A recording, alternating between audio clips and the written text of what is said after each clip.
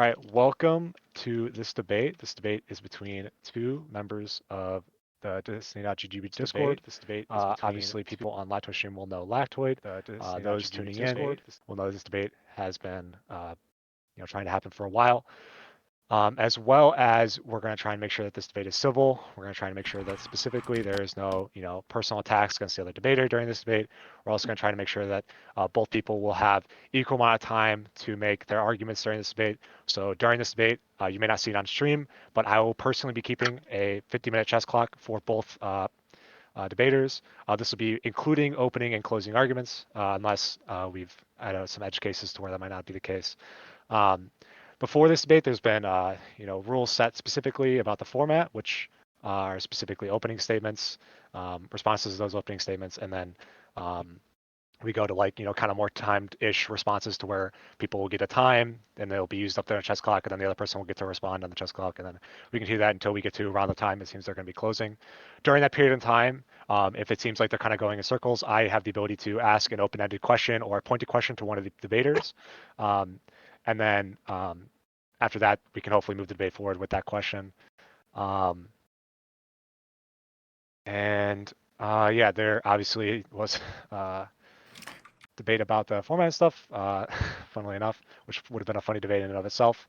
But we are all here, and links were provided to people beforehand for most of the things, as well as there has been a lot of discussion from debaters. And I believe the second that B can get back, we can get this debate started. I don't know if she can hear us or not right now. Let's punch it right at 6 if we can.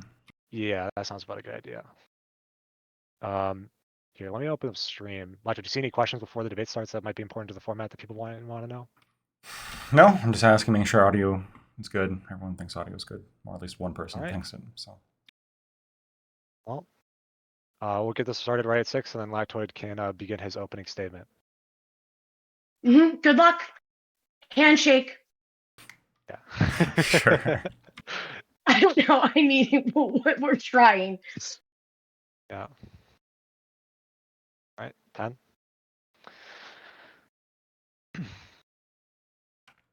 All right.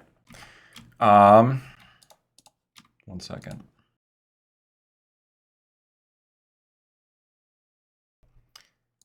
All right, so it's 6 o'clock. I want to start by thanking Octavian. Thank you so much. I have you here listed as a Lactoid voice actor. I want to thank you for hosting this debate, and I also would like to thank my opponent, B, for being here today. In addition, I have reason to believe that a whole bunch of the DGG Discord server has been involved in one way or another in preparation today, so I want to give a big shout out to them all as well. I'm glad I once again get to stick with tradition and take on the DGG hive mind. The topic we're going to be discussing today is wokeness in America, specifically what it is and whether it's gone too far. And if it has, what can be done about it? The origin of woke is a shorthand that was originally coined within Black communities to mean being alert to racial prejudice and discrimination. Following 2011, woke began to encompass a wide variety of subjects, including social inequity as a whole, identity politics, social justice, demonization of white privilege, the racialization of policing, and the advocacy of reparations. This shift is statistically apparent. For example, since the 1970s, use of the term racism by the mainstream media remained roughly the same, until 2011, when the use of the term exploded more than 300% by all the major news outlets. The term institutional racism and racial inequity exploded more than 600%. Whiteness, white privilege, and white supremacy all exploded well over 600% in terms of total terms being used. Since 2011, if any given murderer that's being reported by the news is white, the media is far more likely to specify that, hey, this is a murderer, and also specify their race than if the murderer is Black. Again, all this began at roughly the same time. This exponential growth in 2011, specifically by the media, demonstrates a new and near obsessive focus on so-called equity-focused progressiveness if put in its best light. However, I want to put wokeness in its most realistic light. As with all bad ideologies, there are occasional gems that exist within the rough. Even some diseases can provide some benefits, and the disease of the woke mind virus is no different, in that it is mostly damaging and can have devastating consequences. Wokeism, as I would define it, is a rejection of individual rights to further collective equity and critical consciousness, and self-propagates via the rejection of truth when that truth threatens said collective equity. Factual reality is distorted by wokeists in an almost panicked manner whenever the woke narrative is challenged. This blatant dishonesty is subtle but potent. Wokeists are keen to highlight disparities in pay between women and men, but ignore differences in hours worked between women and men. Wokeists will rail relentlessly against black arrest rates, but will ignore or redirect questions about black crime rates and how that might play a part in black arrest rates. Or in the case of the new Snapchat AI, will flat out refuse to provide you the data on crime rates by race, claiming that, quote, rather than focusing solely on the truth, it is important to approach social issues with empathy, humility, and a commitment to creating a more just and equitable society for all people. I wonder who programmed it to not give me the truth because it doesn't fit a narrative. The foundation of this misrepresentation is no better seen than with CRT, otherwise known as critical race theory, which ultimately is what is driving the woke agenda. CRT is relatively new, starting in 1989 by theorists Crenshaw, Delgado, and Stefanczyk. When faced with criticism from law professors Daniel A. Farber and Susanna Sherry that CRT bases its claims on personal narrative without testable hypotheses and measurable data, the Your Truth thesis, CRT founders Crenshaw, Delgado, and Stefanczyk responded, quote, in these realms, truth is a social construct created to suit the purposes of the dominant group, end quote. The rejection of truth for the benefit of equity. This is literally the basis for CRT, critical race theory, and this is what modern wokeism is founded upon. Wokeism also limits how we can express the truth and ourselves. Despite the fact that black people are actually overrepresented in media, in order to qualify for an Oscar, you need to have at least one of the lead actors being from a racially underrepresented community, which is just not white. You must ensure that non-whites or women or gay people are in creative leadership positions, provide non-whites or women or gay people with paid internships. If you make the best movie ever, by all critical standards, and it's a story focusing on medieval Europe where everyone's white, or let's say an ancient Egyptian ruler of Greek heritage, it doesn't matter. You are not eligible for an Oscar. More examples include the fact we have Coca-Cola telling white people to be less white, San Francisco proposing reparations of $5 million per black people, and affirmative action continues to be more strongly enforced than ever before. An analysis of the recent affirmative action lawsuit with Harvard University found that if race was not taken into consideration for admission, only 1/3 of black people would have gotten into Harvard off their merits alone, and twice as many Asians would have gotten in. Because, according to wokeists, merit and the truth is a, quote, social construct created to suit the purposes of the dominant group, end quote. What is the effect of all of this on racial division and mental health? The primary areas it claims to be improving. Incredibly detrimental. Racial division is at a high not seen in decades when you look at rates of race relations and from both white people and black people. Racial riots are common. Federal aid is racialized. Social media openly discriminates against white people. It also teaches white people to hate themselves. Among all ideological and racial combinations, there is an internal preference when it comes to race. Both black conservatives and black liberals have a more favorable view of black people. Both Asian conservatives and Asian liberals have a more favorable view of Asian people. Among white people, although conservative white people have a slightly more favorable view of white people, white liberals are the only ideological and racial combination that has a strong out-group preference. That is, they don't prefer themselves. White leftists also, unsurprisingly, consistently have the highest anxiety, depression, and are generally unhappy and dissatisfied with life, which psychologists theorize comes from the persistent self-deprecation that white progressives participate in. This self-deprecation is intrinsic to wokeism. Having an external locus of control, which is when an individual perceives themselves as not having direct control in their lives, but instead perceives themselves as controlled by their external environment, is strongly associated with individuals with woke progressive beliefs and is also strongly associated with neuroticism, unhappiness, criminal activity, and mental illness generally. Meanwhile, an internal locus of control, possessed by people who believe they are masters of their own fate, usually conservatives or anti-wokeness crowds, is associated with positive health, happiness, and mental stability. Evidence demonstrates that since 2011, neuroticism and mental illness has spiked, specifically for white liberals, but generally for leftists as a whole, given the evidence also shows that perceived discrimination is bad for one's mental health. Wokeness hurts individuals. It has begun to give people the exact same symptoms of a mental disease, making the mind virus allegory even more accurate. All right, now that we know the problem, what is the solution? Conservatives have begun to fight back. Ron DeSantis pursued a bill which would prevent gender instruction or classroom gender discussion for third graders or below, a reasonable requirement given we're dealing with 5, 6, and 7-year-olds. Multiple states around the country have tried to ban children from going to risque drag performances where overt sexual dances and themes are demonstrated. States have tried to ban the CRT propaganda pushed by empirically misinformative organizations like the 1619 Project, and instead proposed evidence-based education as opposed to narrative or personal story-based education. And what was the response? Wokists called Ron DeSantis' bill a "don't say gay" bill and labeled him a bigot. They say that preventing children from going to drag shows somehow is a war against Drag Queen Story Hour.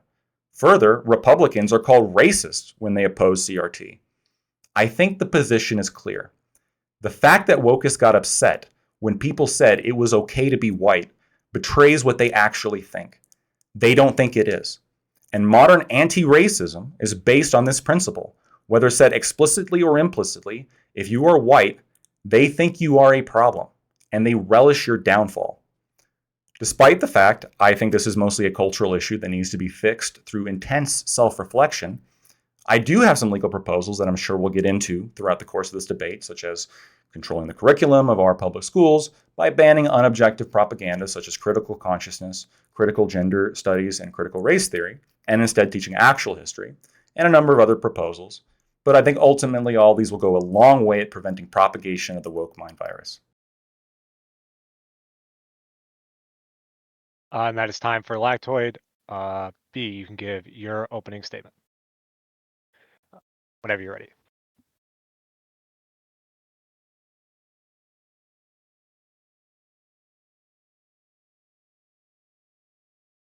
Hi.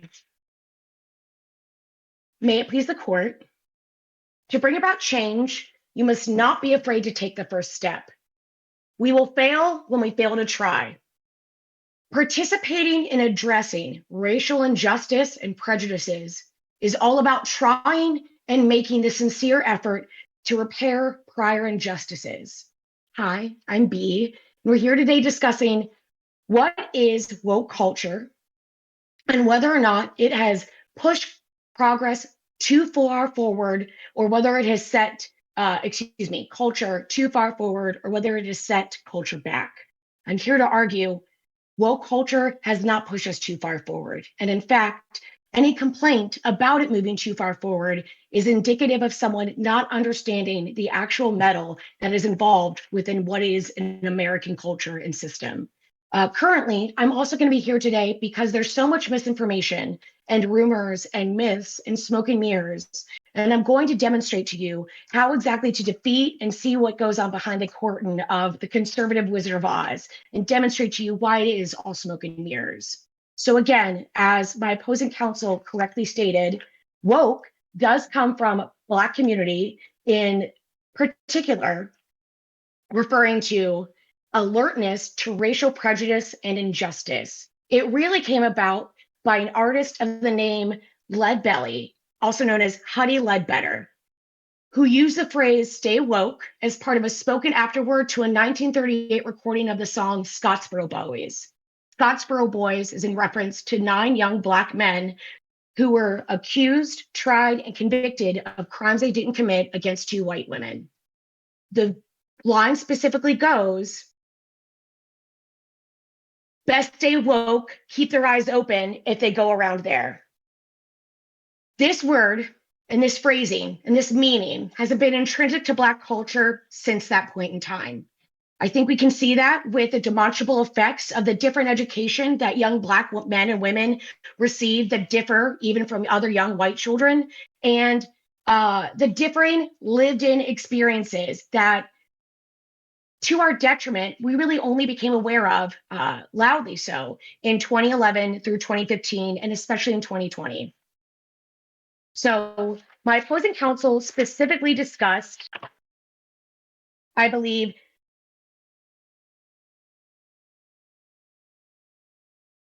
that wokeness is leading to a preference for an outgroup as opposed to a preference for an internal self. So I would argue, utilizing those same statistics, that my opposing counsel doesn't understand that a white young liberal trying their best and preferring to hear a voice other than theirs is indicative of race relations being impaired within this country, not a further entrenchment within them.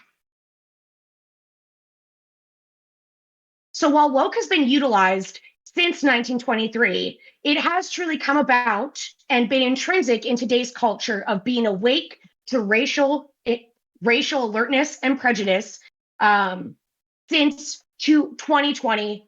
Largely, that is the year that I'm going to utilize, whenever there was the advent of the peaceful protests for Black Lives Matter.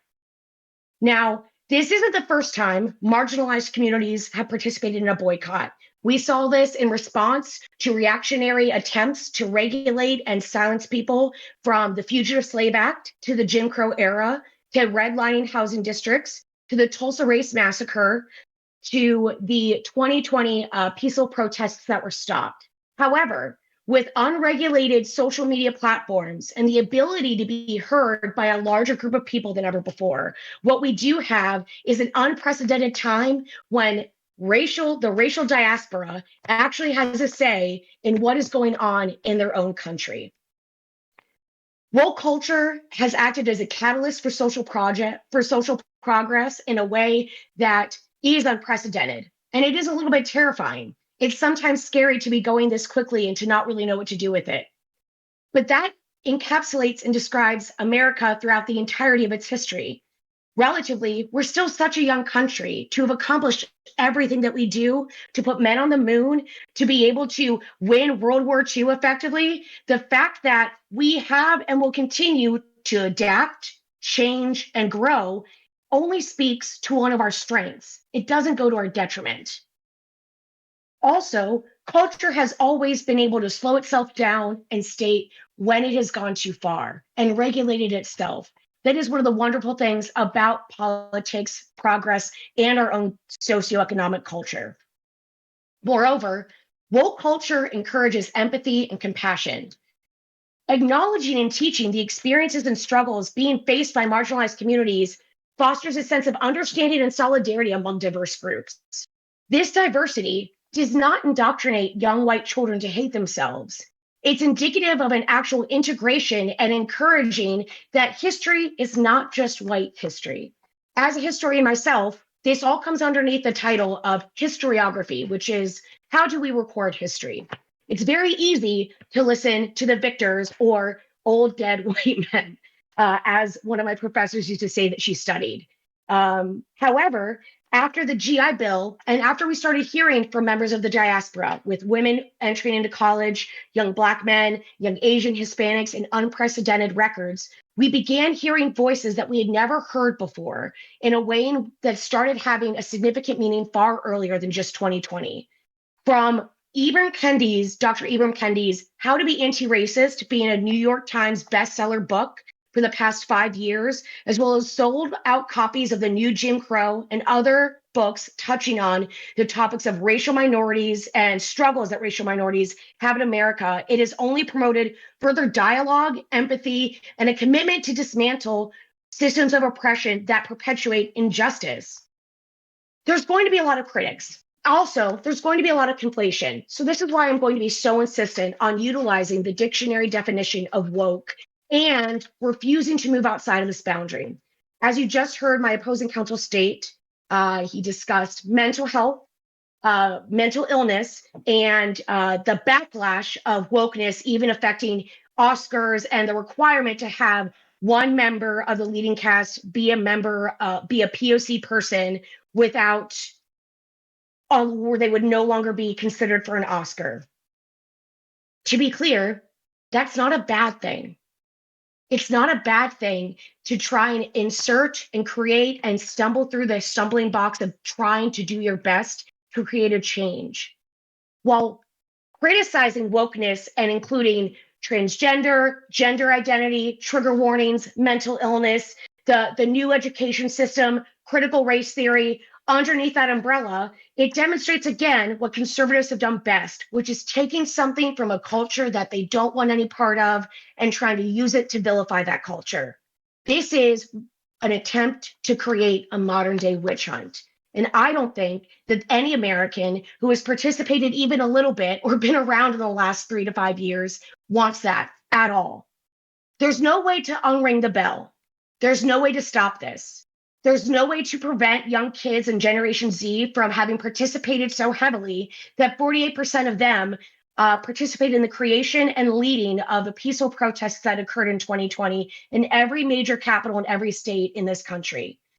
But that doesn't mean that we should be sleeping on the baby boomers, Gen X, or the millennials either, because their participation demonstrates that any dog can learn new tricks and that anybody, so long as they are open to listening, being empathetic, and hearing what someone else's lived in experience is like, will demonstrably improve from there. Now,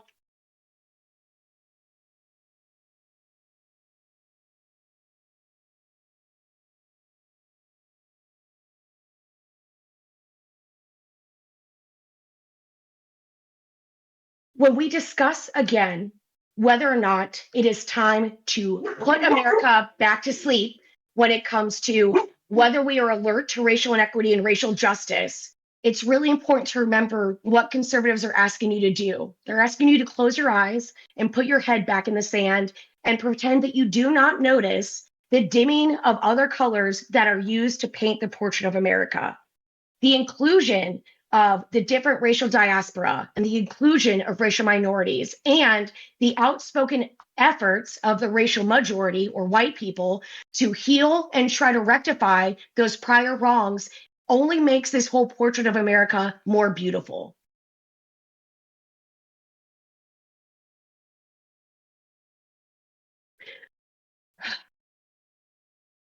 We also have more departments of Black studies within America and Black American studies being created and fulfilled and filled at college campuses than we ever have before. We have more social workers, sociologists, and political scientists being very invested in trying to fix these wrongs. To be clear, whenever we discuss woke, it means learning about redlining and learning about Henrietta Lacks, who was the mother of the immortal cell line that has been used to create vaccines since 1958, I believe, to be correct. However, those cells were stolen from her. It's about learning that J. Marion Sims, who was the father of OB-GYN, or obstetrician gynecology, only learned that by buying enslaved women and practicing upon them with no anesthesia, performing vivisections, and in general, participating in an inhumane and cruel treatment. We cannot continue to close our eyes to what is a lived-in experience of our fellow citizens.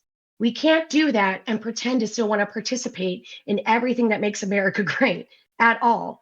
We can't continue to ignore Southern plantations or forced labor camps being used as wedding venues, which is about as appropriate as having any sort of a reception occur at Auschwitz. So today, it is going to be my goal and my job to keep my opposing counsel focused and to prevent the definition of woke from being spread too thin. In its original meaning, when it comes to being alert to racial injustice and harm to races, it's important and vital to point out that the things that have happened have been educational and sincere attempts from corporations and citizens alike to rectify that change. Thank you. All right. So I'll do 2 responses to this, and then I'll see how it goes from there. And then, like I may ask a question, or I may just go to responses after that, depending on how you guys are interacting with each other. So right now times are 39:46 for Lactoid and 37:57 for B. I'll have Lactoid do the first response. Great. So a couple things I noticed from the introduction. I guess the first critique is, I think what we heard was a pretty good summation of how people subscribe to the woke ideology think. Right? You heard a lot about focusing on voices, focusing on lived experiences, and very specifically focusing on narratives. Right? Hyper fixating on particular narratives because we have to listen to these voices. Regardless, we don't need to hear the voices of dead white old men, even if what they're writing is correct or incorrect, right? That's not the relevant portion. We're interested in hearing voices. We're interested in hearing narratives. And going back to my intro, when I pointed out, this was one of the primary criticisms that was levied against people pushing critical race theory to begin with, that this was hyper-focused on narrative-based thinking as opposed to empirical data, testable hypotheses, trying to find out the truth, right? Instead of trying to find out the truth, the question shifted towards what is our truth, right? I think that's just like I would argue that's a fundamentally toxic way of thinking. Nobody's voice is more or less important just because of what they look like or any particular immutable characteristic they may hold. If there's someone who's speaking about truth, the question is whether or not what they're saying is true and whether or not it's relevant to society today. So that was the first thing I noticed. The second thing I noticed was the constant reference to, or I guess minimizing the impacts of this sort of thinking in terms of peaceful protests. Within the height of the BLM movement, there was about a 3-month period in which over 91% of all riots were attributed to Black Lives Matter specifically. We can't ignore all of the devastation that happened during the BLM riots.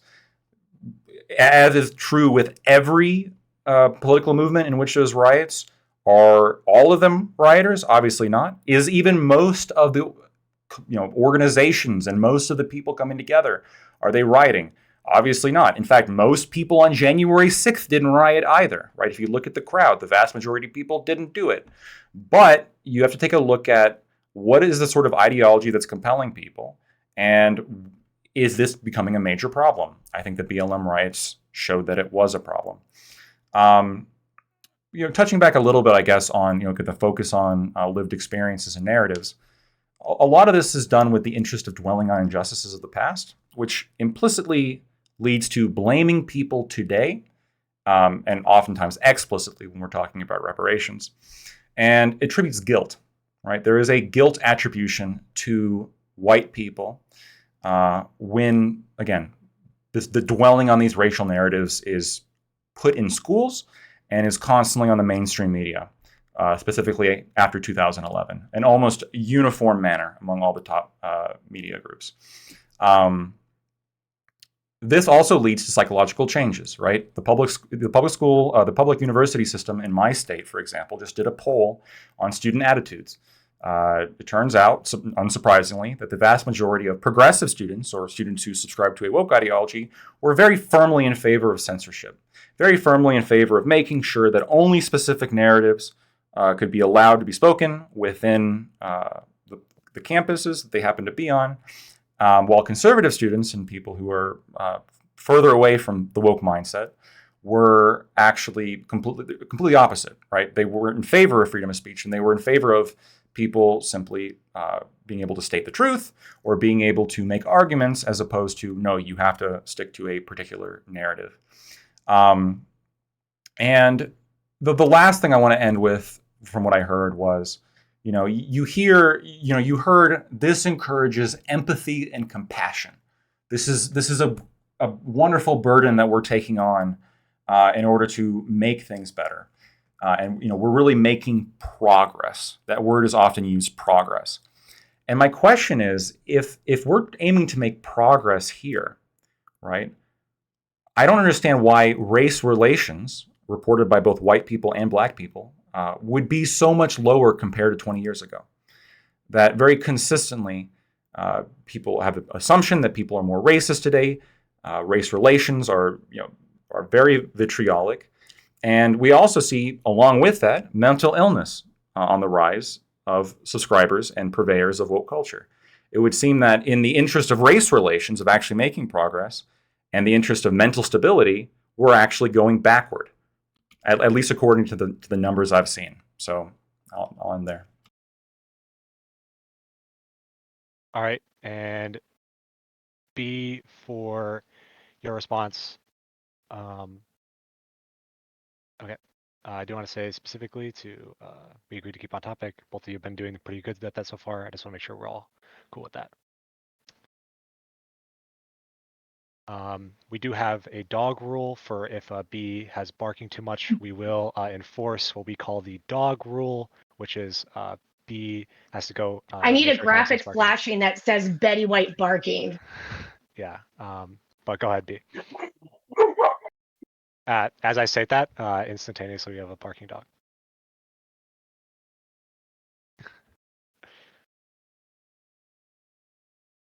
Sorry about that. Oh, good. So I found it interesting that my opposing counsel did mention you went through some points. So one of those being hearing voices and narratives. Again, that is all history is. Any attempt by historians, including myself, to treat it as a hard science has fallen because it is based upon eyewitness accounts and the collection of data as such. So when we do discuss listening to narratives and prioritizing narratives, that is exactly what historians have done for forever. The inclusion of voices other than the primary people that we have almost always heard, being the white majority, is the only thing that is different. And as other historians have stated, it clearly provides different pieces of the puzzle to the larger mosaic and allows us to see the clearer picture. Limiting or preventing inclusion of those narratives and inclusion of that data in the picture of certain events, for example, taking into account and discussing Black soldiers' experiences during World War II, or Black submariners, or Black Navy men would not just be inappropriate, but it actually prevents us from learning as much as we can. As we all know, the collection of as much data as possible for the most accurate portrayal possible must occur for us to be able to move forward and allow people to make their own interpretations of certain events. The best view and the way in which we got the best views of the war in Vietnam was speaking to Vietnamese refugees, soldiers especially, and the people who were on the ground and there at the time. I also find it interesting that my opposing counsel focused on the fact that progressive students on college campuses would demonstrably be for censorship and that conservative students would be against censorship. I believe that's interesting. My opposing counsel mentioned wanting to censor school and core curriculum, as well as wanting the censoring of these individuals on unregulated social media platforms, which again have provided a chaotic good in an unregulated free market manner to be able to enact change as quickly as they have. Whenever we do discuss and focus on injustices in the past, it is often because it has been buried, disregarded, and never addressed. When you don't sew up a wound and it continues to fester, that's no one's fault, but that wound is still festering. Oop. Okay, my mistake. That wound still festers. And as it festers and an abscess begins to grow, that potentially becomes lethal. We must stop that with a quickness when possible. It would be unconscionable to leave that wound infected and continue to ignore or neglect it, or say it is someone else's responsibility to take care of it. By paying attention and speaking to and providing accounts of these events, we are now having a much more complete and healthy view of what's going on. Sunlight is the best disinfectant. And the instant that we no longer hide parts of our history from ourselves, we can actually mean it when we say that we are proud to be Americans. We must have full access to the full view of ourselves and our history prior to moving forward in order to actually mean it when we say that we're proud to be Americans. I think this is demonstrated in the fact that Tulsa school systems in Tulsa, Oklahoma, are teaching about the Tulsa Race Massacre for the very first time in their history, and that event happened over 100 years ago. It's vital that we know about ourselves moving forward and what it is that we want to take with us or leave behind. I'm done. It seems like this is more of a responsive one, so Lactoid, would you like to respond to that? Sure. I mean, I guess I'll make a quick response. I don't know if you wanted to ask a question after this. It's up to you guys. If you respond, then I'm going to respond to that, and then we'll see. Yeah, fair enough. So I guess a couple things here. I reject the argument that that it's not a hard science here. Now, under the definition of hard science, that may be true, but I still think that history or all events is subject to the idea of, did this actually happen or did it not actually happen? Just because you're dealing with witnesses doesn't mean that the truth is now subjective upon any particular narrative or any particular viewpoint. Somebody's immutable characteristic, I don't think would be relevant towards the truth of the matter. And I don't see why. If you have a white Marine, let's say, who was witnessing a battle, I don't see how their white eyes can't see the battle differently than a black Marine, or can't recount what bullets were fired or what artillery shells were used. It could be true that given the position of people with different immutable characteristics, that you may have had black people in different positions where they were able to gain that knowledge in ways that perhaps like white people would not be able to. And that's fine, right? There's no problem with trying to get as much history as possible. The question is a racial narrative more important than an objective narrative, right? When the founders of critical race theory were criticized by saying, hey, you're not focusing on the empirics, you're not focusing on reality, you're going off of narratives, we can't test what you're saying, the response was, well, the truth, like all the recordings, those empirics you're referring to, that's just to benefit you, right? The truth is to benefit you. I think that's critically important because what it betrays is that purveyors of critical race theory are not actually interested in the truth. They're interested at purveying racial narratives and ensuring that the narrative is spoken by a black voice is more important to them than ensuring the narrative is actually true and ensuring the narrative is actually backed up by empirical data. And we see this perfectly when it comes to the recent Netflix flop with Cleopatra. The evidence we know today demonstrates, at least more likely than not, that Cleopatra was Greek and comes from Greek heritage. Now, in the documentary, the black voices in that documentary were saying, no, I very much deeply, I know in my heart that Cleopatra was black. And I don't think their narrative or their voice matters at all when it comes to the racial makeup of Cleopatra. The point of censorship of public schooling, I think dictating what the curriculum is for children is fundamentally different than whether or not a college campus allows students to express themselves. When we're talking about 5, 6, 7-year-olds, I don't believe that there is a complete freedom of speech from teachers upon 7-year-olds. I would not be comfortable with a teacher giving explicit sexual education to a 5-year-old or a 6-year-old or a 7-year-old. I would not be comfortable with a teacher every single time a 6-year-old comes in, sitting them down and explaining to them how they are, genuinely evil because of their skin color. We mandate children go to public school. I think it's perfectly fine because we mandate children go to public school and we, the public, control it, to say, no, you can't push unscientific narratives to children.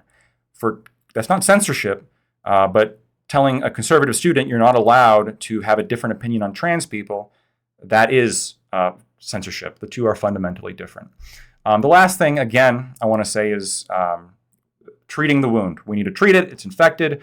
Sunlight is the best disinfectant. There seems to be a common theme here of, we the progressives, we the woke we're making progress. We're pushing towards a glorious future. Like, we're actually getting to the point where everyone can say that we're proud to be American.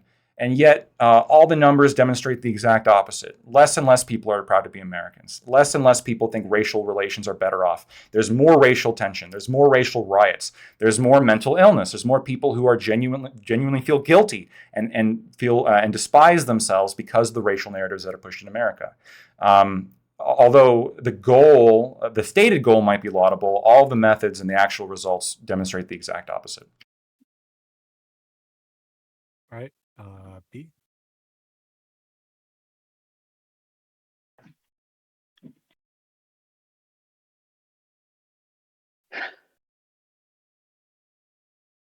B, go ahead.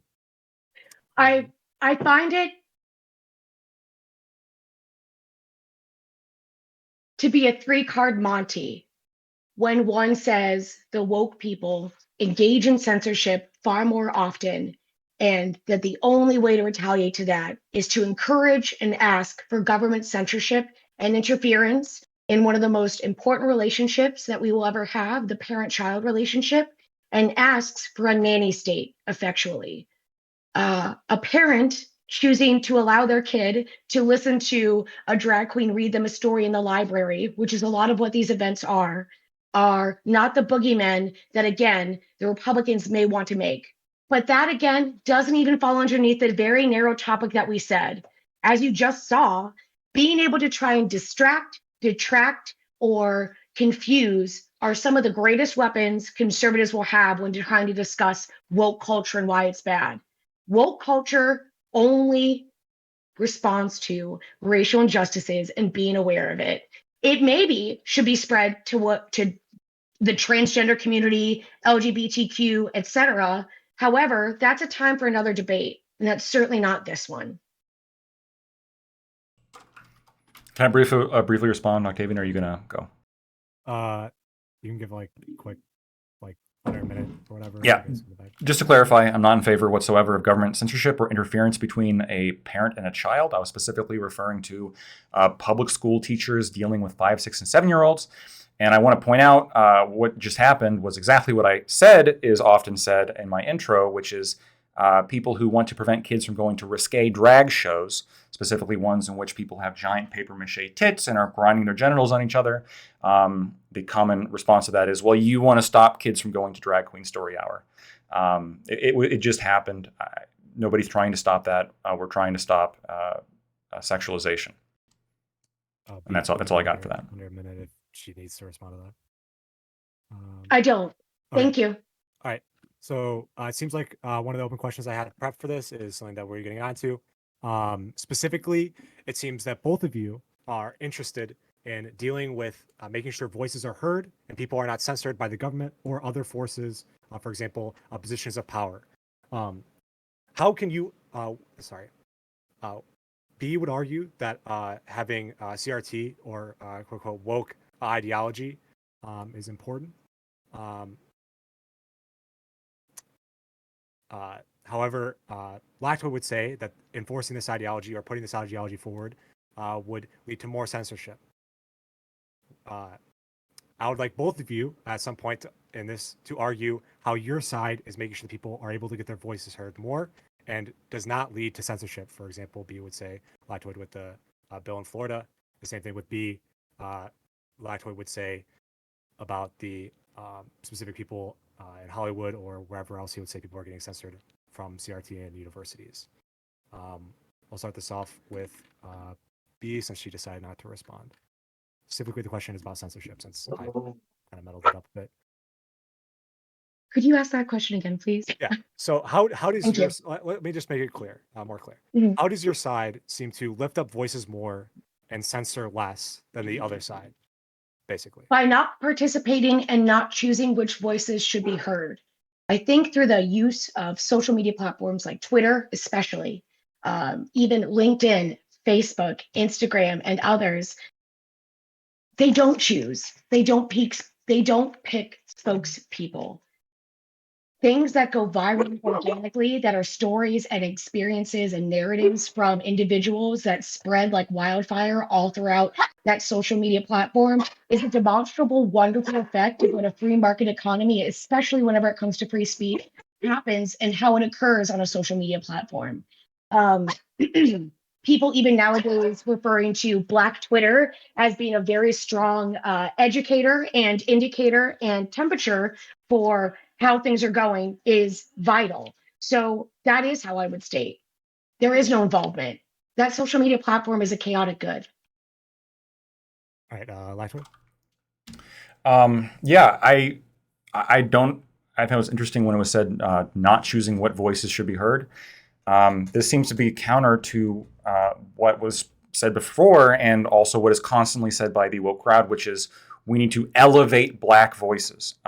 Of course this happens, right? We brought up the example of the Oscars, right?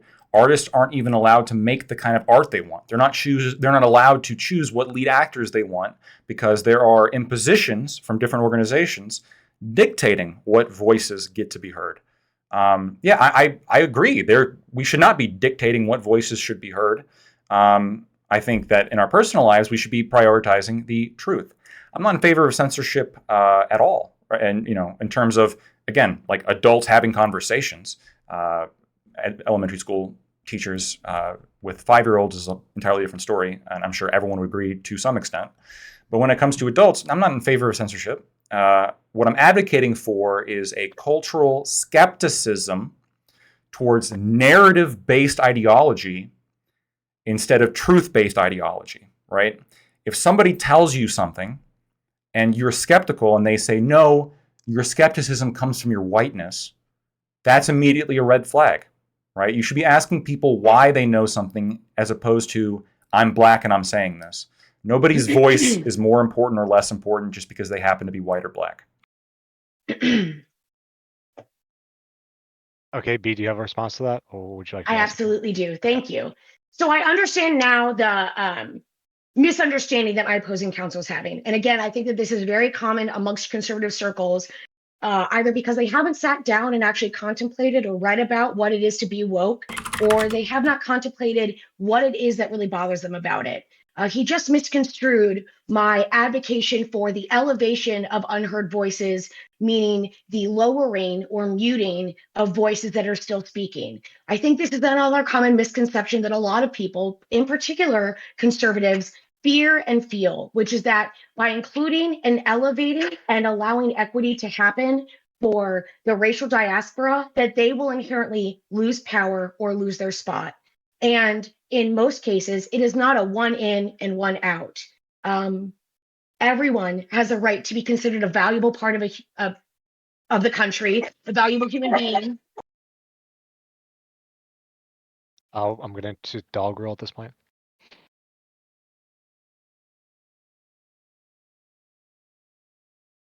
For this period and pause, we will thank the dog. Sorry. I'm here. Sorry. There are lots of geese outside, and they feel the need to protect me from those vicious Canadian geese. Our Canada's really like very nice, soft invasion force, one might state. That should be the next debate topic, whether or not Canadian geese are actually members of the Canadian militia. Yeah, and B, you were in the middle of a sentence. I was, thank you. So going back to what we were talking about, it's understandable that covering and hiding behind the thing of this is all woke and woke is bad is once again the witch hunt that we spoke about earlier. And this is clearly a fear that by including others, they themselves will no longer be included. And I can assure you that's not what's happening. People aren't looking to push others out of power. People are just looking to be able to have a position of power and be able to sit at the table. Lifo, do you want to respond? Yeah, one sentence. I agree that everyone's a valid human being. Second thing, I just want to reiterate that nobody is saying that Black voices should be lowered, or again, that they are lowered. They are overrepresented in media. It's just that what our argument is that nobody's voice is more important than another voice based on immutable characteristics. A woman doesn't have any unique ability to speak on anything just because she's a woman. A man doesn't have any unique ability to speak on something just because he is a man. A black person doesn't have any special ability to speak on any issue just because he is black, and so on and so on and so on. What we should be looking at is whether or not the statements are true, and that needs to be evaluated independently. Just because it's snowing where you are does not mean global warming isn't happening, right? We have to look at data to find truth, not listening to people who are having a very local experience. B, would you like to respond to that? Okay. I know you said even though your mic is muted. So specifically, No, thank you. It doesn't need to. It doesn't need a response. Thank you. Okay. All right. Because B hasn't responded twice, I'm going to ask question 2 specifically. Lactoid. Specifically in today, you would argue that narratives are extremely important when we talk about politics or our culture today. Specifically, CRT argues that narratives are also important when talking about historical events and different things, as well as historicism, which is how we look at history and the stories we tell through history. Wouldn't you say that argument is specifically something that you have to look at when looking at these different things as we can apply it today, as we should historically? So specifically, narratives today are important. Narratives of why should narratives of the past be important as well? Sure. Specifically, like the Tulsa, or we can talk about Tulsa, whatever the examples that we've given already. I'll try to answer this. I hope this is responsive. From my introduction, there was a portion in there in which I pointed out that CRT is a relatively critical race theory, which is when we're talking about race and narratives, that this is where it really begins. Critical race theory is relatively new, right? 1989, and pretty quickly, only a few years after that, there began to be a lot of criticism upon critical race theory because it is a openly unscientific endeavor, right? When faced with when the founders of CRT were faced with the criticism, hey, your process here, your theory, is not based on empirical evidence. It's not based on testable hypotheses. It's not based on credible witnesses. It's not based on evidence. You're just basing it off of narratives, right? This is unscientific. And the response was everything you just said, the empirics, the empirical data, the witness, the credible witnesses, all of that's just all of truth is a ploy for you guys to stay in power, right? This hyper focus on equity as opposed to truth. So, while I think it's perfectly fine to teach people important historical events at an age-appropriate level, using factual data, nothing embellished, nothing emotional, right? None of this emotional, social emotional learning that's being pushed in over a third of elementary schools, or probably even more than that. I'm looking for fact-based events when we're teaching facts, not racial narratives that, again, are oftentimes false, oftentimes leave out context, and demonstrably lead to negative effects on the American people. Where is CRT taught? It's taught in law schools because it is a specific law school course meant for people getting into the field of law. CRT is not something that was introduced and meant to be the next lullaby that your child fell asleep to. Law school, understandably, involves people between the ages of 22 and up, and are therefore meet the definition of an adult in a very specific field, in a very specific practice, looking to educate themselves. The discussion of even whether or not CRT has been implemented is superfluous because it hasn't been. Attempts to have lectures and do a lecture tour have absolutely been successful, but there is no critical race theory focus that is offered at any law school within the contiguous United States. Maybe there should be, I don't know, but this is not something that was prepared to be put through public high school, private schools, elementary, Montessorian. It's used sometimes in law schools. So utilizing the fringe theory in academia, legal academia nonetheless, to try and define woke and hide behind that as, oh, a way in which to make white children ashamed of what it means to be white is, again, a 3-card Monty. And I can't help but call that out every time I see that. Lacto, if you want to respond. Yeah. So I think that it is a sort of ostrich head in the sand sort of proposition that critical race theory is restricted to just law schools. Critical race theory, which again, 1989, is the founding principle. It's not just a legal theory, right? It is a critical race theory is applied towards like wokeness as a political concept and as a political goal, beginning in 2011 especially. This is not limited to just specific law schools. The idea of critical race theory, which is pushing racial narratives without much heed to whether or not this is empirically backed or true, in order to establish what they would consider to be a righteous agenda, but to what they would put as elevating Black voices, right? So this can take the form of many things, right? This can take the form of within schools, high schools, right? Prioritizing literature that hyperfixates on negative events of the past, specifically negative events of the past in which white people are bad and Black people are the victims. It takes the form of hyper-focusing on Black arrest rates and the criminal justice system in high school and elementary school, and ignoring the crime rates that underlie those realities.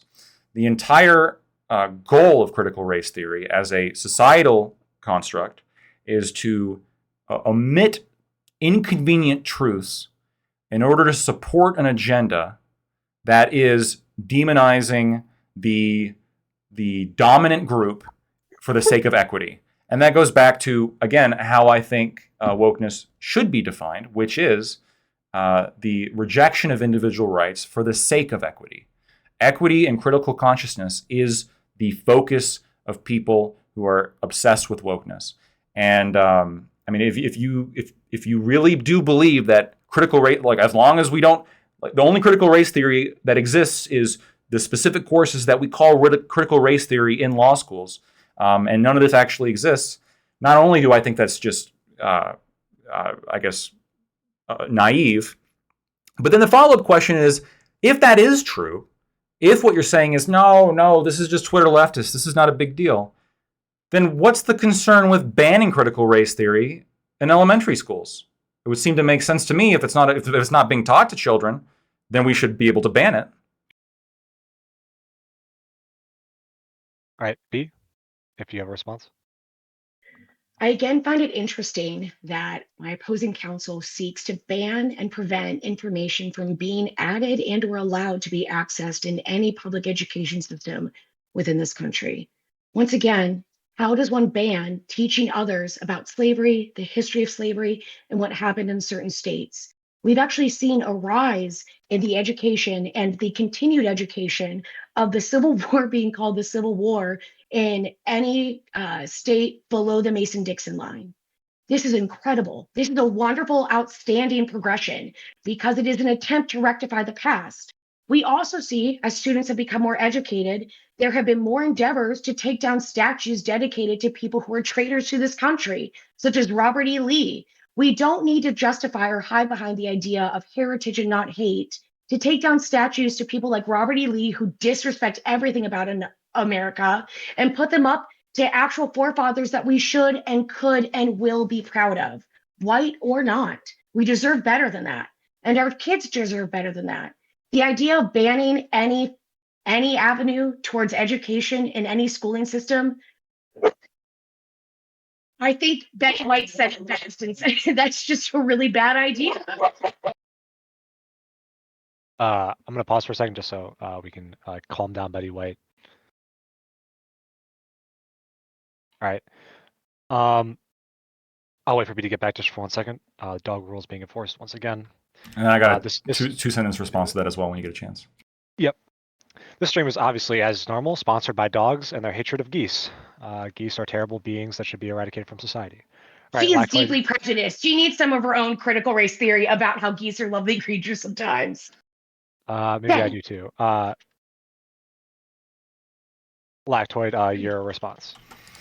Yeah, real quick. Like I said before, I'm not against banning teaching slavery. I'm opposed to, I am in favor of, especially with children, not teaching narratives, black voice narratives, unless there's empirical backing behind them. And then the other thing I wanted to say is, again, we hear a wonderful progression. Look at the progress we're making.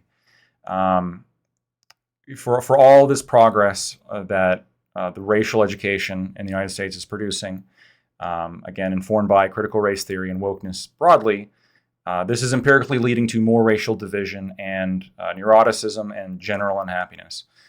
So I'd be curious as to, I guess, besides removing some statues, what the actual progress is among aiding racial relations if they are going down.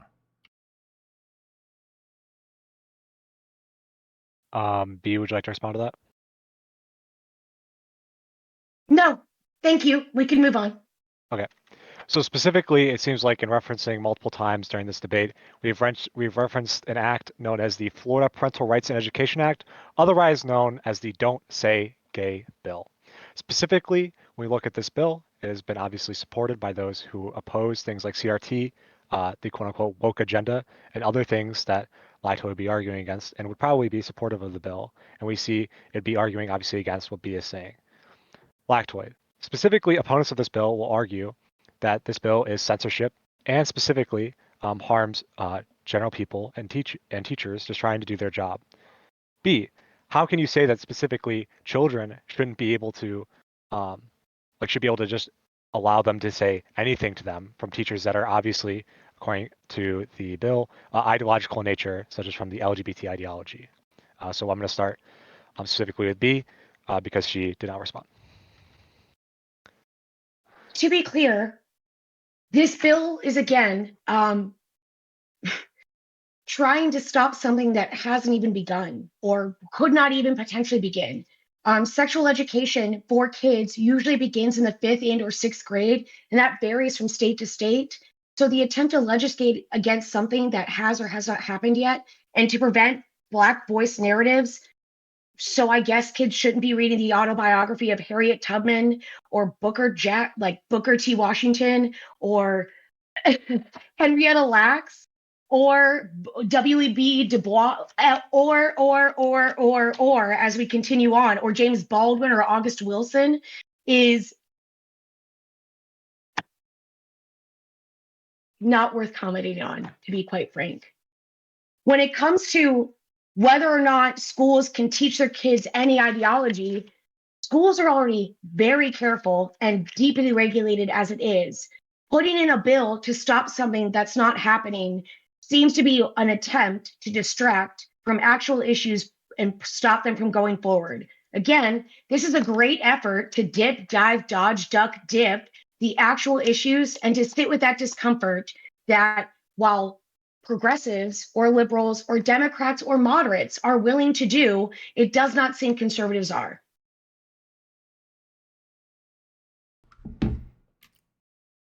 May we do a time check?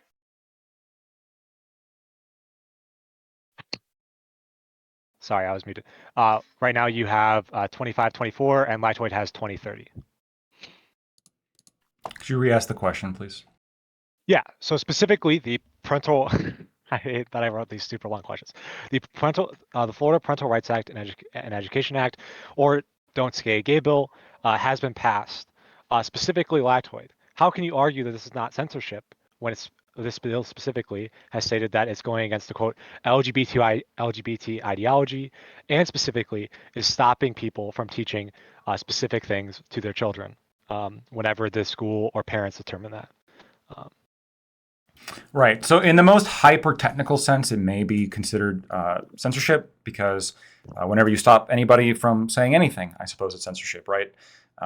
When, let's say, you have a math class and the students walk in and the teacher really wants to be naked or really wants to be in a full Hitler garb or like drawing swastikas on the blackboard, that is censorship. We're saying, no, you're here to do a job, right? We get to dictate what the parameters of that job is, and you have to agree to it beforehand. So when it comes to the principle of censorship, no. Telling public school teachers that, no, you can't do this, that's not censorship, especially when it involves children, right? We don't let children view many things because they're children, and it's not, they can't consent, it's not good for them. So, just in the same way we would not be okay with teachers pushing Nazi ideology or communist ideology or, ideally really any kind of political ideology, I think it's also fair to, when we need to, say, point specifically, well, hey, here are some other things that children are being indoctrinated with, right? And this is a major issue. Social emotional learning. This is kind of like a really feel-good statement. This is a problem that's actually happening.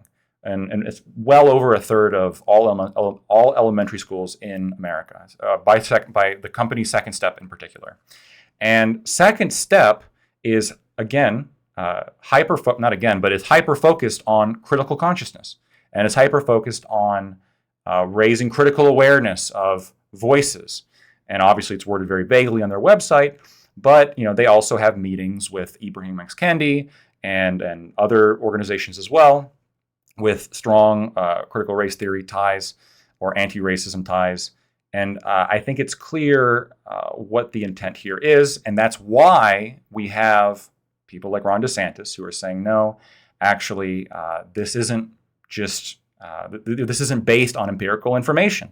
This is based on specifically a narrative that is not necessarily backed by empirical information, like what was pushed by the 1619 Project, which has since been lambasted for being fake and pushing fake information. And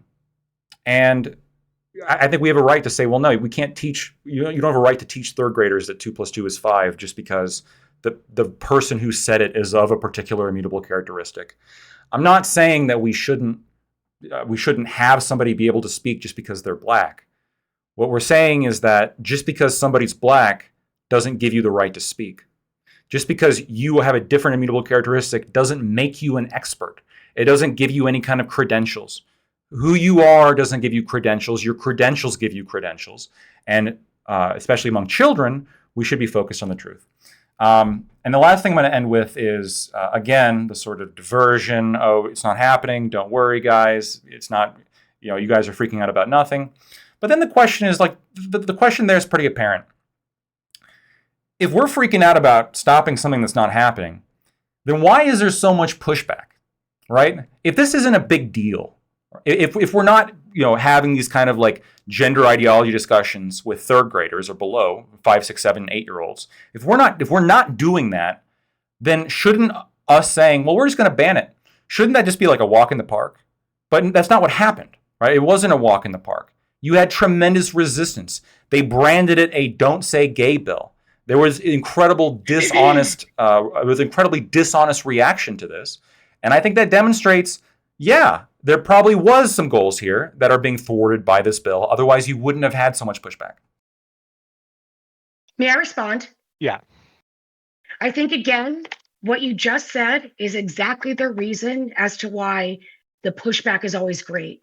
Equating Hitler and Nazism in a Hitler costume to LGBTQ issues is not just dishonest, it is malicious and dangerous. And again, education as young as possible moving forward prevents and will not raise people who make equivocations like that. So quick response to that. I'm not saying that the LGBT agenda or groups are the same as Nazis. I was using that as a demonstration of how we are comfortable dictating what teachers get to teach children. And I gave a hyperbolic example of we wouldn't want this. Yep. Well, now that we've established that, no, it's not unrighteous censorship to tell our employees what they can or can't teach our children, the extrapolation there to other things isn't that much of a jump, first of all. Second of all, I'm skeptical as to the influence of, when we look at critical consciousness, especially critical consciousness theorists, a lot of them do have roots in socialism and communism. In fact, critical theory was really pushed initially by Karl Marx. And this is something that Second Step openly pushes. They're openly accepting. Again, an organization which teaches social emotional learning to over a third of all elementary schools in the country. So I don't know if it's actually that big of a jump. But again, the underlying point was, yeah, we get to control our kids' education. That's not censorship. B, would you like to respond? Nope. Okay. All right. I just find it funny that once again, someone in a group that is all for the bastion of free speech doesn't want free speech the instant it makes them uncomfortable. I'm assuming you don't want to respond to that, Lactoid. So I'm going to specifically ask a question to B because she has time advantage at this point. Specifically, B, Lactoid did ask a question that I think needs to be answered by your side. Specifically, why is it the case that you had such a problem with this bill when the bill specifically was targeting critical race theory being taught to children? It specifically targeted things that were being taught to children. How could you say there was a problem with this bill when specifically it targets CRT when you yourself has stated CRT is a college class? What is your specific problem with the bill? So to be clear, CRT is not a college course. It is a law school course that is separate and apart from college. To be very clear. That is on me. That is on me. That is on me. Yes, it is. Thank you. So it's dangerous because the prohibition and prevention or desire to prevent and make illegal so whether or not someone loves a man or a woman, beginning like this is an stop it, Betty. We're fine. Okay. I apologize. Okay. Excuse me. It's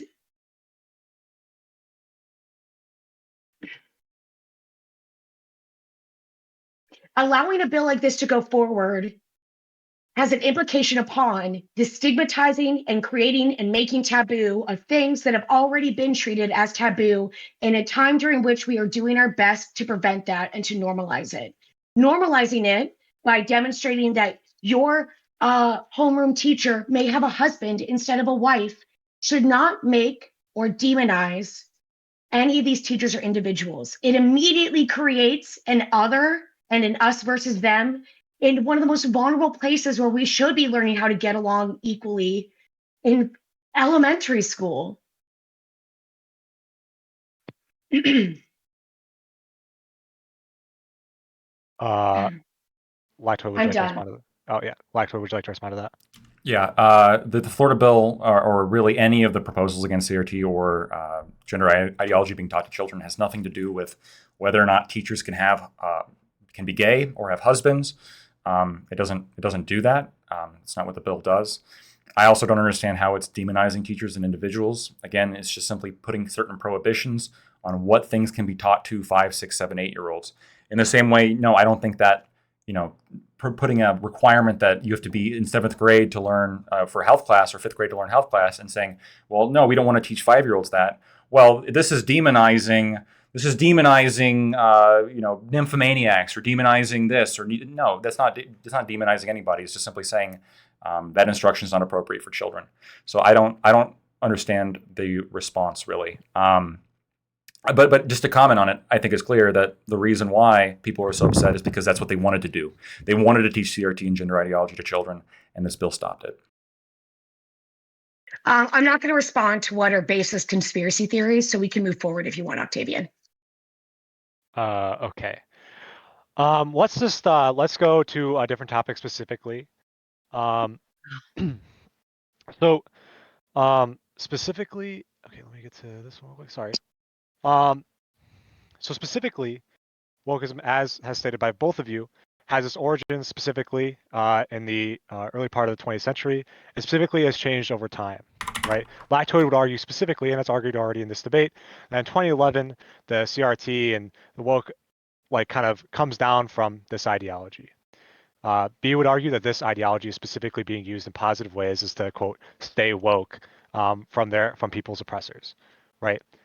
Specifically, for both of you, I would like you to argue that your specific use of this term or your specific use of the term is specifically more correct, because this debate was started on the definition of woke and how it's used, right? So specifically, I'd like both of you, I think Lactoid responded last, so I'm going to give B the first time. Why is your definition specifically the one used more and the better definition for the word? So B, that was a question to you.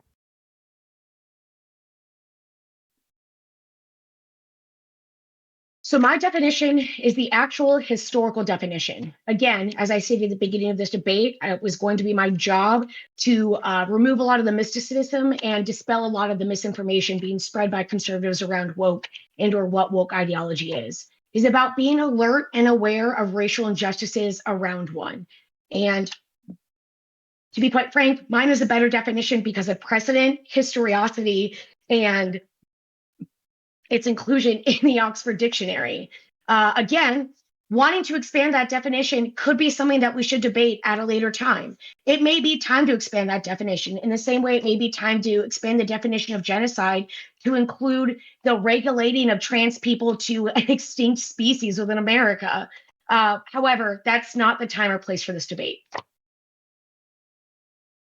Lactoid?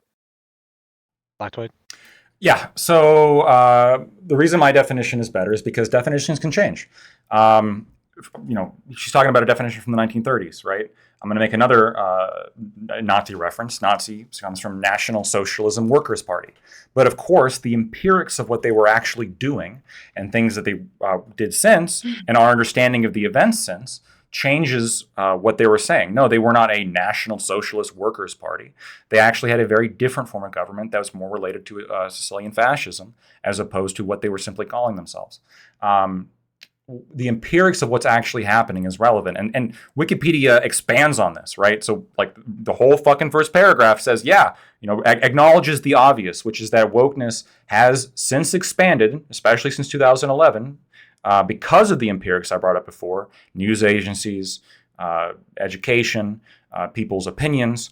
All of this is relevant, and how people are using woke is to refer to this sort of broader umbrella of the rejection of individual rights in favor of equity. So I think it's just more accurate as to what's happening right now, as opposed to some definition of a music or of a band from the 1930s. The 1930s was a very different time. Right now, the word is being used very differently. Racial relations are very different. Everything's different. And so, most people understand it to be used this way. That's how language works. I think it makes sense. B, would you like to respond? For how different my opposing counsel seems to claim that it is, we did just have a very recent lynching, the same way that we did in 1938 with Ahmaud Arbery in 2020. So times are not that different. And that is the entire point of woke culture and it being fully integrated into current discussion as it is today. As my counsel keeps talking about, he keeps stating it is about the limiting of one's individual rights versus equity. I have yet to see what rights one is talking about when being limited. I notice again that my opposing counsel compares racial and being alert to racial injustice to the nationalist socialist ideology and Nazism. Again, I don't know if that's conscious or not. I'm going to give a good faith belief that it's not conscious. The equating of an attempt to right a racial injustice from the racial diaspora should never and has never be tied to Nazism significantly. It's interesting yet again that we are going to harp on critical race theory, which has recently been introduced within law schools as an actual course, and to be upset that Black voices may be focused upon, such as Harriet Tubman or Henrietta Lacks or W.B. Du Bois. It is and should be very clear that the inability to focus upon how this word has been defined and been utilized this entire time indicates not just a desire to hide behind using it now as a slur almost, and effectively, again, vilifying and trying to conduct a witch hunt of young people being engaged in their political activities and doing their best to actually change the society around them is very clear. Hiding behind and calling things that make one uncomfortable woke should not fool anyone. I'm done. Okay. Okay, very quickly. Yeah. The referring to the Ahmaud Arbery as a lynching, so saying things are not that different than the 1930s. First of all, that's not relevant to, again, how the word is being used, and that doesn't show that things are different just because one person was killed. And I want to point out again, this is perfectly relates to the portion of my intro, where again there is a hyper focus on a narrative. Media organizations are much more likely to focus on murderers when they are white, and much less likely to do so when they are black, especially when it's a white perpetrator and a black victim, right? Things have completely shifted from the 90s. The people who killed Ahmaud Arbery were punished. They went through a trial and they were found guilty. Comparing this to lynchings from the 1930s, I think is just, again, obviously not true, and is, again, a hyper fixate on one point of a narrative as opposed to the broader picture. B, you there? I know your camera just went off. I don't want to say anything before. I'll just take the time to state. Oh, okay. I'll say it's time to specifically state the times. Lactoid, you're at 11:28, and B is at 20:14. Good year. So specifically, I'm going to ask a question to B again, specifically due to the time differential. Specifically for B, for the argument of where wokeism is now today and where it was in the past specifically, this term specifically in the 1930s, where has it been specifically used before Lactoid is talking about in this 2011, resurgence, whatever he keeps using in his arguments? Where was it used, and how can you point to that after its definition in the 30s? For example, if a word isn't used for 80 years, I think we would say that there's some discontinuation there. Whereas if the word was being used for a long period of time, we would say it's more accurate. What is the evidence behind this word being continued to use? So that's actually really fascinating. It has always been used. It has been utilized again amongst Black communities since the 1930s. The fact that we are not aware of it does not mean that it has ever been lost. Lactoid, if you want to comment. Really quick, can you hear me okay? Yeah. If I get disconnected, just hold on 1 second. Let me see something. Okay, you can hear me. Okay, Brett. Can you please repeat the question one more time? Yeah. So I just asked B for evidence of its use between the 30s and the 2011 that you had today. That keep using. Yeah. So no. So these terms, like I've said before in my intro, there was a massive spike after 2011 in the use of all of these terms and the way people understood those terms. Right? Wokeism is used to refer to a wide variety of things now. The racial element is still a major portion, but it was not a major part of the vernacular in 1990, especially, I guess, very specifically, was not a huge part of the political vernacular in the way that it's used now, right? The Stop Wokeness Act is not referring to 1930s song lyrics. The Stop Wokeness Act is used to refer to how people understand wokeness today. B, would you like to respond? I think, again, demonstrably, the fact that now it is becoming so prevalent and becoming so loud and no longer something that is easily ignored, that there needs to be governmental regulation and interference with free speech in order to prevent Republicans and conservatives from having to be uncomfortable and continuing to listen to it, is telling within and of itself. It's interesting yet again that someone who is so pro-free market doesn't like what the free market is doing by deciding that woke is here to stay. Lactoid, do you want to respond to that? The free market also allows me to criticize bad ideas, especially ideas that are based not on truth but racial narrative. And so I'm going to utilize my free market ability to do so.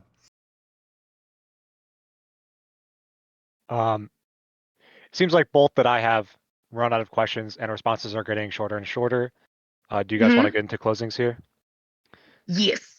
Okay. I'm going to start off with Lactoid due to the fact that he has less time, and we agreed upon that at the start. All right, so Lactoid, you can go ahead with your closing.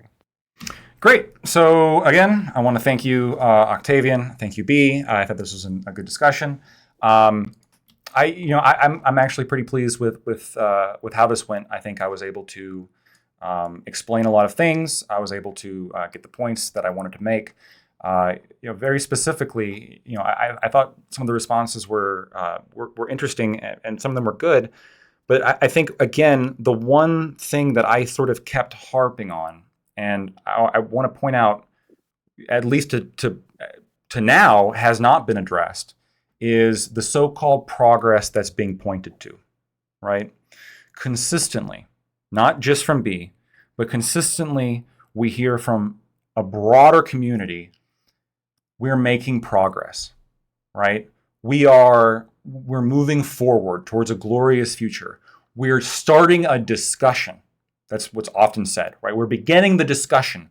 We're doing something great. We're taking down statues. This is part of healing. That's another word that's constantly used. This is part of racial healing, or equity-focused healing. And this might be the only kind of healing that I'm aware of in which the problem actually gets worse. This might be the only kind of healing that I'm aware of that leads to more illness, demonstrably more illness. We see the exact opposite. Time and time again, the data keeps coming out. Racial divisions are growing. Racial politics are becoming more intense and vitriolic. Racial relations are far lower than they were 20, 30 years ago. We're moving into a point now where the progress is just making things bad. It's pitting people against each other. It's raising racial animosity, and it's causing neuroticism. The foundation of wokeness and critical consciousness is a focus on systems, right? There's this obsession with systems. There's these external systems that control everything about your life. And as we know from psychological research, the hyperfixation on external systems controlling your life has negative effects. It's got negative health effects. You are more unhappy. You have higher rates of mental illness. You are less successful. People who have an internal locus of control are more successful and have a much greater opportunity to advance themselves in life, as opposed to people with an external locus of control. People with an internal locus of control are less likely to commit crimes. And this is why when you look at rates of criminal activity, the further left you go, the more criminal activity you get, almost linearly, right? People who reject wokeness and focus on an internal locus of control are focused on making their lives better. Crime doesn't do that. While people with an external locus of control continue to push that ideology, and it leads to devastating consequences. The empirics again and again show negative consequences. And the question then comes, well, are we okay to accept negative consequences if it means portraying the truth? That's an interesting question. And I think that really comes down to your philosophical preference, if you like the consequences or if you value the truth more than that. And we're in the position where the people peddling woke ideology can't pull up either. Not only is the empirics that they're pushing having negative effects, but also they are not prioritizing truth. The founders of critical race theory were not interested in the truth. They were interested in racial narratives. The current wokeness ideology is pushing racial narratives. They're not concerned with the truth. Like my Snapchat AI said, we shouldn't focus on the truth. We need to focus on making the world a more equitable place for all of us. There were coders who programmed that AI to tell me that. And those coders are not exceptions. Those coders are part of the problem. They're part of the broader issue of Americans believing that the truth doesn't matter and going down a hill where they're rejecting truth and they're rejecting empirical data. And that empirical data shows that their ideas are toxic, their ideas cause problems, and is generally, again, bad for American society. If you have something that's not based on truth and is consistently leading to empirically bad results, has it gone too far? Obviously. I don't know what going far looks like if not both untrue and bad empirically. A better solution would be, look, we should be focusing on truth and history and not guilt-tripping white people because of the immutable characteristics they were born with. Nobody is better or worse because they're black or white. No voice is more important or less important because it's black and white or black or white. It's important to prioritize intelligent voices It's important to treat people equally, not have a critical conscious equity-based mindset. So yeah, I mean, that's really all I have to say. And ignoring this problem, I think it's so obviously a problem that I think ignoring it is it speaks for itself, right? Denying that the shift has happened since 2011 is just not, it's untenable, right? A shift has happened since 2011. People view this differently now, and people view it worse. People are obsessed with racial identity. People are obsessed with their tribalism, and it's I weep for the fact that with all the advancements we've made in this country, this is something that we seem to be going back on. And if we can reverse this, I do think that we could save America. Thank you. All right. Thank you, Latoid. B. How much time do I have? You have 19 minutes and 25 seconds. If you want to use up that all time, you can if you want. Thank you. The law should be stable, never stagnant. That was stated by Oliver Wendell Holmes in regards to American jurisprudence and its evolution. I think that quote can apply to culture and our political progress, our ecological, technological, and socioeconomic progress as well. As again, I've demonstrated, I'm going to keep reiterating this. My opposing counsel's inability to be focused and stay on topic should be apparent to everyone. Discussing differing locus control, discussing whether or not LGBTQ is akin to Nazism, as he stated twice, is indicative of someone unable to actually stay on topic and confront the racial inequity that wokeness is asking them to look at.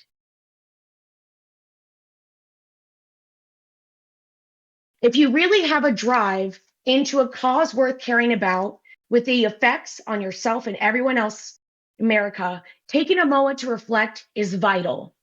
Constant misunderstanding and misinformation, particularly if they are repetitive, such as the repetitive propaganda about woke culture and it being so bad, often indicate cognitive distortions. And as my opposing counsel tried to touch on, mental illness may or may not be rampant. Cognitive distortions are irrational thought patterns that demonstrate a distortion of reality, often reinforcing negative thoughts or emotions. We're seeing that reality get distorted by demanding truth and demanding for history to be a hard science akin to biology and chemistry. And I think if you ask any historian, they'd tell you that's objectively never going to happen. Historiography demonstrates to us that as we all have our own inherent biases, the best we can do when writing future histories is be aware of that, make others aware so they can make their own informed decisions. Giving people the entire piece to create the mosaic is far better than stating that they are only deserving of 4 or 5 pieces because those are the ones that we are used to and that we like. A hyperfixation on subjects or an insecurity around wokeness or woke culture demonstrates people who don't like being called out whenever they behave inappropriately. This seems to be a backlash to cancel culture and consequences for their own actions, whether it be blackface, minstrelsy, or other horrific events. The excessive skepticism, on the other hand, is a sign of paranoia or a paranoid personality disorder, particularly when that skepticism is unwarranted or causes either you or people around you significant distress or dysfunction. We're not seeing that in other ways. I also find it interesting that my opponent says I've continued to not point out the progress that we've made, yet he has made my own points for me. The fact that there is actually being a discussion and the inclusion of biographies of Black voices, despite what he and conservatives want, is vital. The fact that Henrietta Lacks is now going to be commonly known amongst medical schools, that the history behind the father of obstetrician gynecology is known in medical ethics classes, and critical race theory being attached and taught in addition to criminal procedure, criminal law, and constitutional law is vital. As much as my opposing counsel may want to deny, America has had its basis in quite racist ideology and in quite racist actions. The instant that the Civil War ended and we found out that maybe we might participate in Reconstruction, what we saw was a desire to stifle that, suffocate that, and continue to downtrod on people that we've always treated like a second class. And thankfully, again, in an unprecedented and wonderfully unexpected way, that can no longer occur with social media acting as this free speech platform that it is.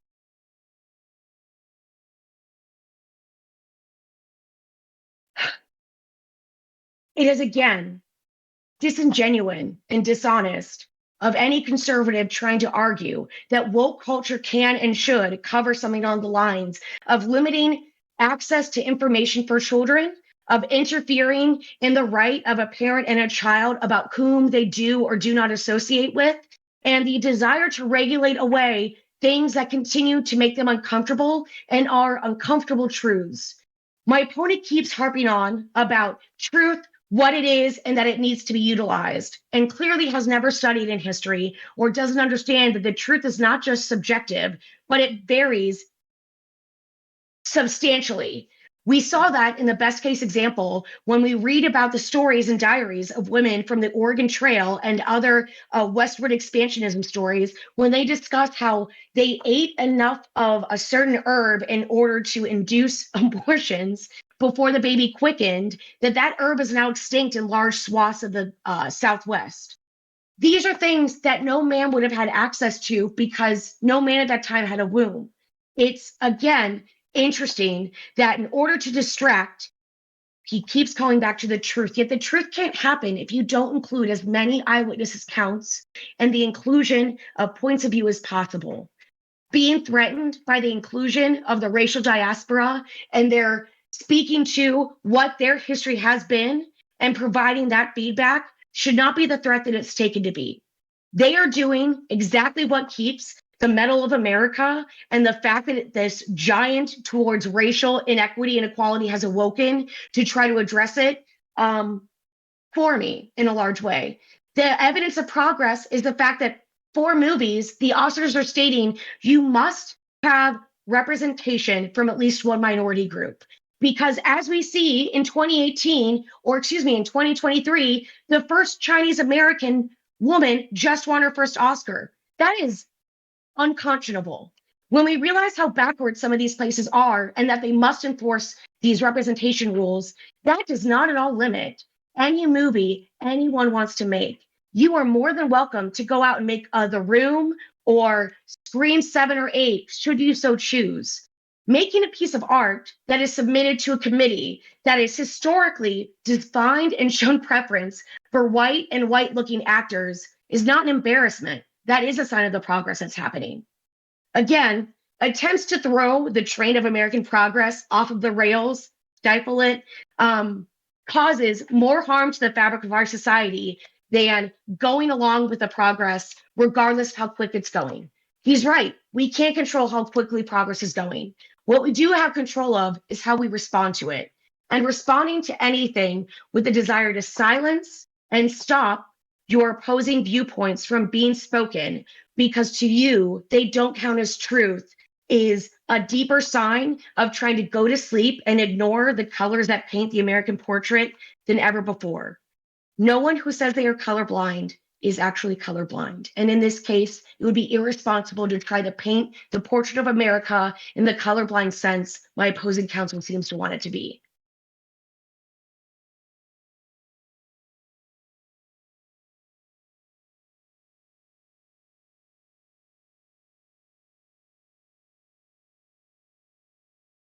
All right. I think we're all good. I think that debate was much better than I thought it was going to be, specifically. But I think we can continue this. BMI Toy, do you guys want to stay for Q&A or anything after this? Yeah. Okay.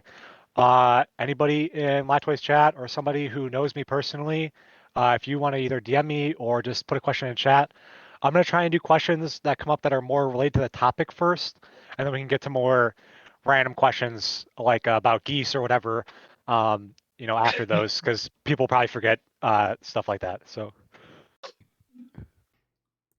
And while the questions are coming in, because it's going to be a few minutes, I just wanted to quickly say, yeah, no, I think this has been great. Slight plug: if you guys who are watching, especially those new to the channel, enjoy this kind of content, please consider giving me a follow. That way you'll get a notification when we have another one of these again in the future. I try to do debates multiple times per week, and then we also do other political content as well. So yeah, stick around. I have not a question, but a demand from one of the chatters to show the sponsor of the stream, B's dog, specifically, Betty White, if you can. People love your dog, I guess. I don't know. Oh, yes. Betty, good girl. Come here. She's brain injured, so she's a special needs rescue. Come here. Come here. Oh, yes. Are you done? Have you protected me from all the goslings? She tried to eat a gosling earlier today. Was quite unfortunate. I know. I appreciate you. You are definitely doing such a good job of protecting me. Yes. Yet also, for anyone who has a dog that has to take them on a walk at night, this is I don't know why people didn't think of this earlier, but it's a light up collar. So you can see her. It is so useful. I could not suggest it more highly. I'm gonna be honest. There's literally like no questions being asked. So I Yeah, think yeah. everybody got what they wanted. You know. Well, hold on. Yeah, somebody asked a question. I'm just hearing people love the dog and making fun of me when what I look like with glasses on. So hold on. We did in chat. No, ask. We can't see the Discord right now. Yeah, no, yeah, I can't. I'm not looking at the Discord. There is only one question that was asked during the stream, which AOP wanted to ask, but I just want to make sure that doesn't happen right now. Well, I just gotta ask something really quick. Hold on. One user specifically asked me in DMs, question for Lactoid. What is the material, quote unquote, harm, physical, financial, other types of harm, of wokeism? When is the marketplace of ideas created the best societies? You can answer these two questions separately. We can talk about it, whatever. Sure. And part of the marketplace of ideas is trying to attack and remove shitty products. And the first part that goes into that is recognizing that they're shitty products. It's unfortunate. Aren't shitty projects usually things that are outdated and obsolete, much like thinking that Black voices don't count? Well, so I'll address that in 1 second. So the marketplace of ideas is about attacking and removing bad ideas. The harm that comes is, again, empirical and demonstrable. The same idea of wokeness that claims to be protecting and pushing racial tolerance, racial equality, and making race relations better, helping people heal, helping mental health, is just empirically doing all the opposite. This is clearly a toxic idea, and I think it's incumbent upon us as members of the marketplace of ideas to combat these ideas in that marketplace and try to make sure good ideas like nobody's voice just because they're Black is more important to elevate over somebody else's voice. What should be elevated is whether or not somebody, again, is speaking the truth. And no, I don't believe the truth is subjective. Gotcha. B, you're going to say something, I think? Nope. Okay. This is a general question. Comics, I don't think you said anybody for, so I'm just going to ask this generally to both of them. They could both respond to this if they want. Is affirmative action a legitimate tool to address historical racism and inequality? Or should we reject racial discrimination in all forms? Look at applicants as individuals. May I answer that first? Sure, go ahead. Affirmative action was a really good faith attempt to try to heal and fix racial inequity, especially whenever it comes to schooling. Unfortunately, that is the people who benefited most from affirmative action have been young white women. While it was and is a good faith attempt to try to address racial inequality or racial inequity, no, it should not be scrapped. And while it would be ideal that we could eventually not include that unfortunately is not the point that we are at.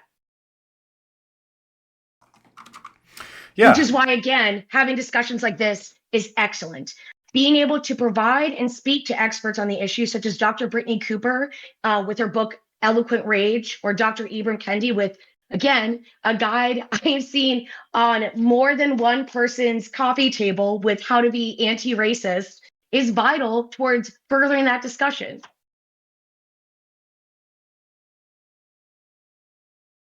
Lactoid, did you want to say something about that? Yeah. So I'll be more blunt.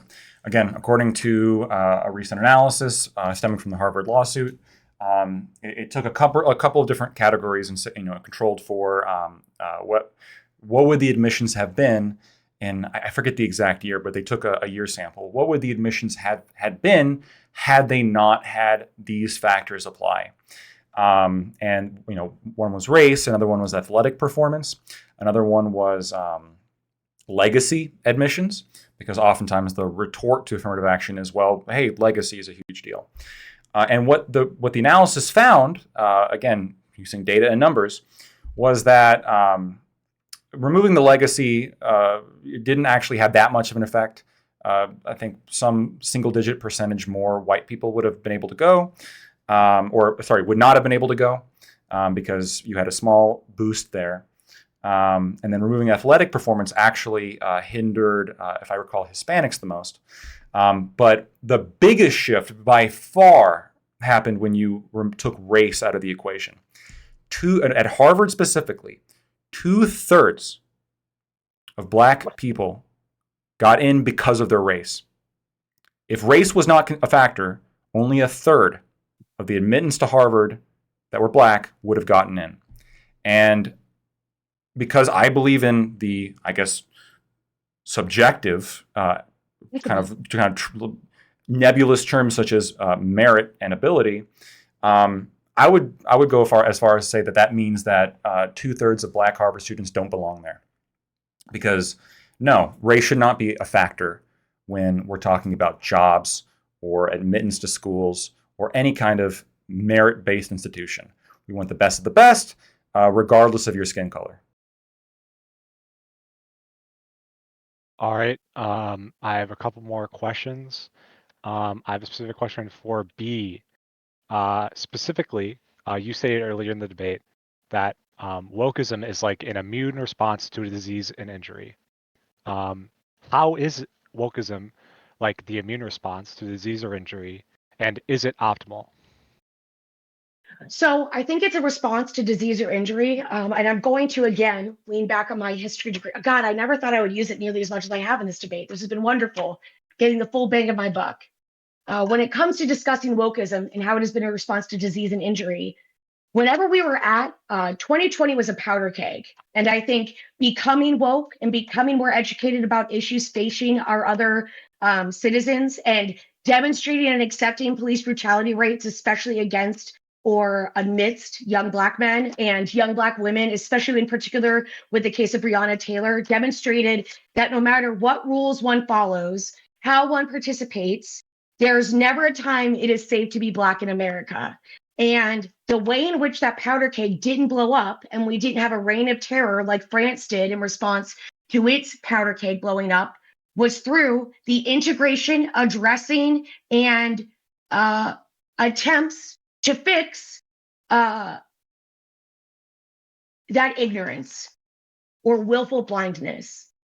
Again, continuing to ignore or saying that those voices don't matter or that those Black children don't deserve to be in Harvard is endemic of what I think is an abscess that happens because we refuse to include stories, narratives, and points of view other than our own. I will never know what it is like to be someone else, but I can damn sure try. And I will never be confident enough to say any student was not qualified to get into Harvard. Ever. All right. So whenever we discuss, my mistake, whenever we discuss whether or not it is an apt response, it was one of two responses that we had as a country before there was God knows what happening, who knows where, in a successful manner.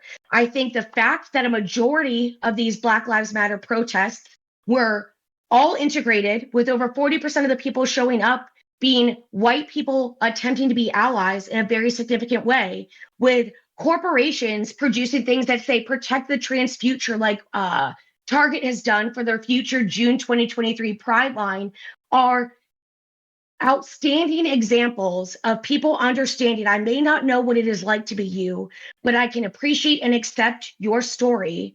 And I will do my best to ensure that you no longer have to live like that. Because every person in America deserves a promise that so long as you smile at the officer, you obey the law, you will go home and not be killed extrajudicially. And currently, that bargain has not been met on behalf of young Black men or women. Gotcha. So specifically, I have another question for Lactoid. Can I respond? Chat. Can I respond? Oh, really no, go quickly? ahead. Yeah, absolutely. Yeah. Really quickly, again, my position, no one's voice is better just because it's a Black voice or a white voice or a woman's voice or anybody's voice. And I will reiterate that it's my position that if you got into Harvard because you were Black and not on your merits or really any job or any kind of official position, literally you don't belong there, right? You're there because not because of merits, but because you happen to look a particular way. It's by definition superficial. I think the analogy to an immune response is actually perfect. And that was one of the things that was said that I love. Because wokeism is just like lupus, okay? The immune system overreacts to something, all right? It doesn't have the truth about what cells to attack. It attacks the host, and it makes the problem worse. Wokeism literally contributes to the disease. Progressivism is the lupus or the Graves' disease of society. It's faced with a problem, it reacts, and then it attacks people and, well, it makes the problem worse. Race relations and mental illness. So I just wanted to report to that. I'm not going to take a lupus diagnosis from someone who has about as much medical experience as me, so I'd like to move forward. I'm sorry. So we have another question from the chat specifically, or no, actually I had a question for Lactoid first. Specifically, someone was responding to your statement about Harvard. If you want to continue to talk about that, or do you want to move on from that? We can talk about that. I don't care. Whatever the questions are. So somebody said, quote, "Are you the best of the best if you went to a private school and had a fast track to Ivy League, or were you just born on third base?" Yeah. So it depends on how you look at what merit is. So for me, merit is, and by the way, under either definition of merit, it doesn't, like Black people wouldn't apply. If it was, I'll explain, right? So one idea of merit is where you are, right? If you have somebody who is the best chess player ever, we say they have the most merit. They are the best chess player ever, right? Magnus Carlsen is one of the top chess players in the world. He's been playing since I think 6 years old. He has been playing chess competitively his entire life. And as a result, he is ridiculously good at chess, right? This is all he does. In the economy, or if I need a good chess player and not just somebody to feel bad about, if I need a good chess player, you go to Magnus Carlsen because he's good, all right? That's one way of viewing merit. It doesn't matter if somebody's been playing chess their whole life, or whether or not, if let's say you had somebody who started chess a year ago. Have they had the same advantages when it comes to chess? Have they had the same time to perfect their skill? No, they haven't. But when you need chess played, none of that matters. When you need a plane designed, I'm not interested on how much personal struggle the engineer had to go through when it comes to designing the plane. I want the best plane. I want the plane to be designed well, right? I want the engineer to have been good at designing planes. So that's one definition of merit. The other definition of merit is, well, it's not about how good somebody is. It's about like the sort of internal potential that somebody has that they need to grow into. And there's environmental reasons that prevent them from growing into that potential, then that's like a hindrance on their merit, and then we need to correct for that. I guess my only argument would be, I think the first definition of merit is more important when we're talking about institutions of credibility, people leaving these institutions, going into these institutions, getting internships, getting jobs.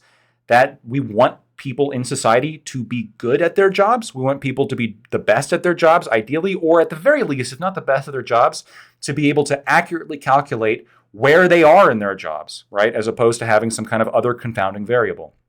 But if you agree with the other definition of merit, race-based affirmative action still doesn't make sense.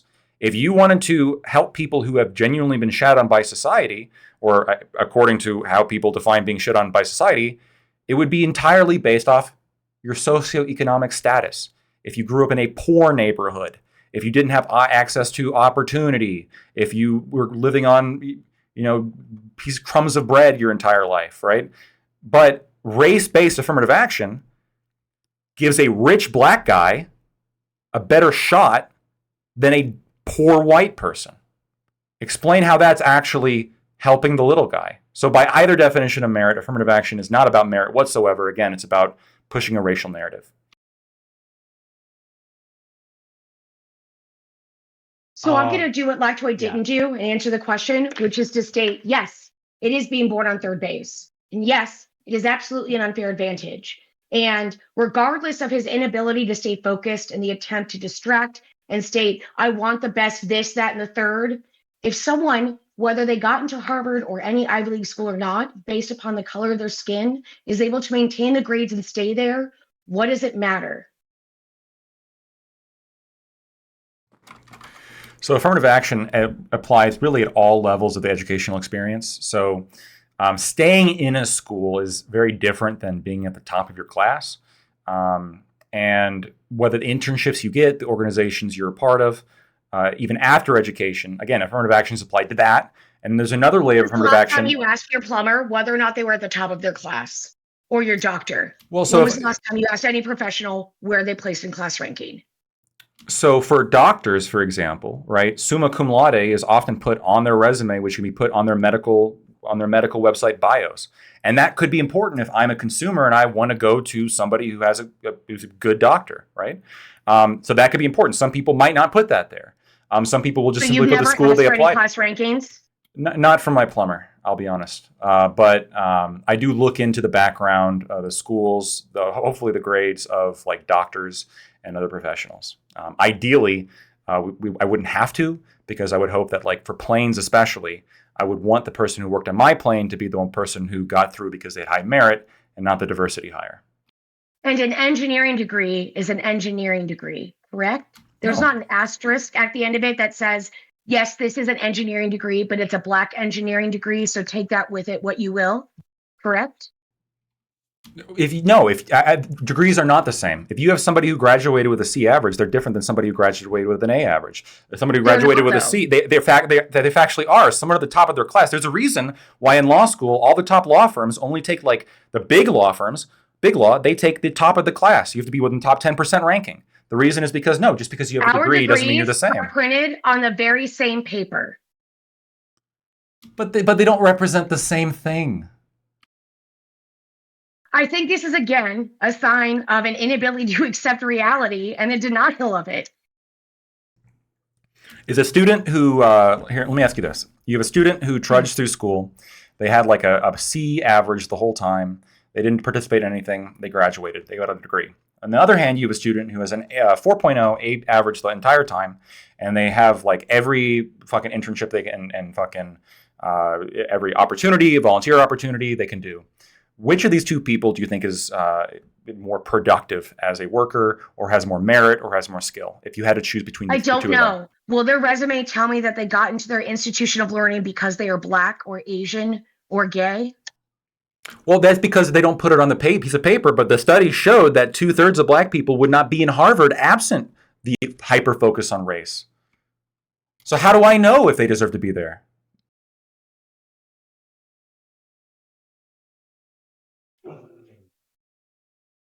Are you an education professional? No. Do you have any education degree or background? Degree in education? No, I don't. Okay. So neither of us are qualified to determine what is or is not appropriate and what does or does not create or make an apt way with which entrance is granted. Do you think that they grant it to any schmuck who walks across their campus and happens to be Black? They might grant admittance, but I don't know about an actual degree. So they're going to actually grant admittance to a Black schmuck walking across their campus because they're so dedicated to having Black people who don't belong there? It's 2/3 of them, yeah, according to the Harvard analysis.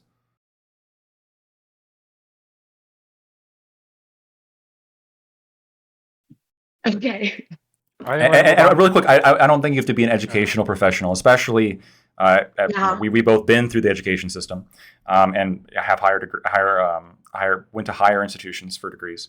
Do you have any data on whether or not these Black students performed worse? Real quick. Right. So I think I don't have to have an education degree to be able to say that somebody who's in the top 10% of their class, somebody who has been much more engaged, is more interested, more focused, is going to be a overall better. That's information that I'm going to want to know when I hire them, and as opposed to somebody who's just a C student. And this is also why when you apply for firms, you have to often put in your grade point average, because firms want to know that, because they know that's important. Not all degrees are the same. Not all people are the same. That's the fact of the reality. Data on whether or not these Black students performed better or worse upon their entry? I didn't put it in the source list, but I do have evidence that yes, Black students are much more likely to drop out and have lower grades on average. Okay. And these are ones that are specifically within Ivy League schools who don't deserve to be there. I don't know if it's specifically for Harvard, but it's a general statement of, because of affirmative action, some people are let in that don't make the cut as often. Yes. Okay. I think we've been on this for a bit. We have a couple more questions I need to ask. I'm going to start asking a bit of the more goofy and funny questions that I was asked, / like the questions that are off topic a bit. Yeah. Wait, may I plug? My house burnt down, so Betty and I are moving into a new place, and I have a GoFundMe link. If you like this, tip your broadcaster, I guess. But thanks, we're fundraising right now. Yeah. Wait, hold on. Hold on one sec. Is it okay if I put the link in Blacktoid's chat? Yes. Yeah, it's totally fine. But everyone who does that has to give me a follow. That's the rule as well. Okay. I'm not tied to Lactoid, and he's certainly not paying for a new house. So no, you are not obligated to do jack or shit. Adding riders onto any bill is a very typical conservative move, though. I just put the GoFundMe in chat for those that are interested. All right, so I have a very, very stupid question. I can't wait. So the first question is B. What is your opinion on World War II and the Japanese Empire? I think the Japanese are a fine people. You got to be careful with Twitch TOS, Octavian. I think they're fine. They're great people. No, I was told to ask this question. They're historical with historical value, and they do historical things. Yeah, Betty White agrees with me. I think we can move on from that. Let me get to a more serious question because I was being lambasted to ask that question by multiple individuals. So let's get to a more serious one. I have a question for both of you. Either one of you can answer it more generalized. I think I haven't asked this one yet. If I have, just let me know. Should public schools teach that American society today is inherently and systematically racist, or should we emphasize specifically the strides we've made in civil rights and de jure equality? Either you can answer this. May I answer first, please? Sure, go ahead. So I really like this question because absolutely discussing the traumas, discussing the progress being made is vital, right? That is, again, one of the intrinsic parts of American fabric is progress. Discussing that there are systems in place that still have facilitated systemic racism against people of color is really vital. So I'm going to liken this. This is not my own analogy. It is one that was definitely on Reddit and it's brilliant. Is if I started a state institution and I strongly disliked disabled people. So I had no access doors, no elevators, no braille. I had nothing that would allow or facilitate or encourage disabled individuals to thrive in my state institution. And I'm there for 45 years and then I leave. And the next person who takes over this institution after me loves disabled people. They're married to a disabled person, but they do nothing to remedy the lack of braille, the lack of elevators or escalators or ability to get into the building. Then they are still contributing to the racist or anti-disabled people institution. So yes, addressing and stating there's still systemic racism present. That doesn't mean, though, that it can't be fixed and shouldn't be fixed. These efforts are being made through a continuous education process, through continuous body cam footage. As we know now, it is far more common. It is actually not just suspect, but the mere appearance of impropriety if an officer is not body cammed up nowadays. Think of that change even from 5 years ago. The fact that we are dedicating and focusing on more money and ensuring that someone watches the watchdog, I think is an even greater sign that this unregulated, chaotic good social media platform is a wonderful thing. Lactoid. Yeah. So, first of all, America is not inherently racist, and it's not systemically racist, except maybe to white people, but that's and Asians, but that's a different story. I think my answer to this is just the same as I said before, right?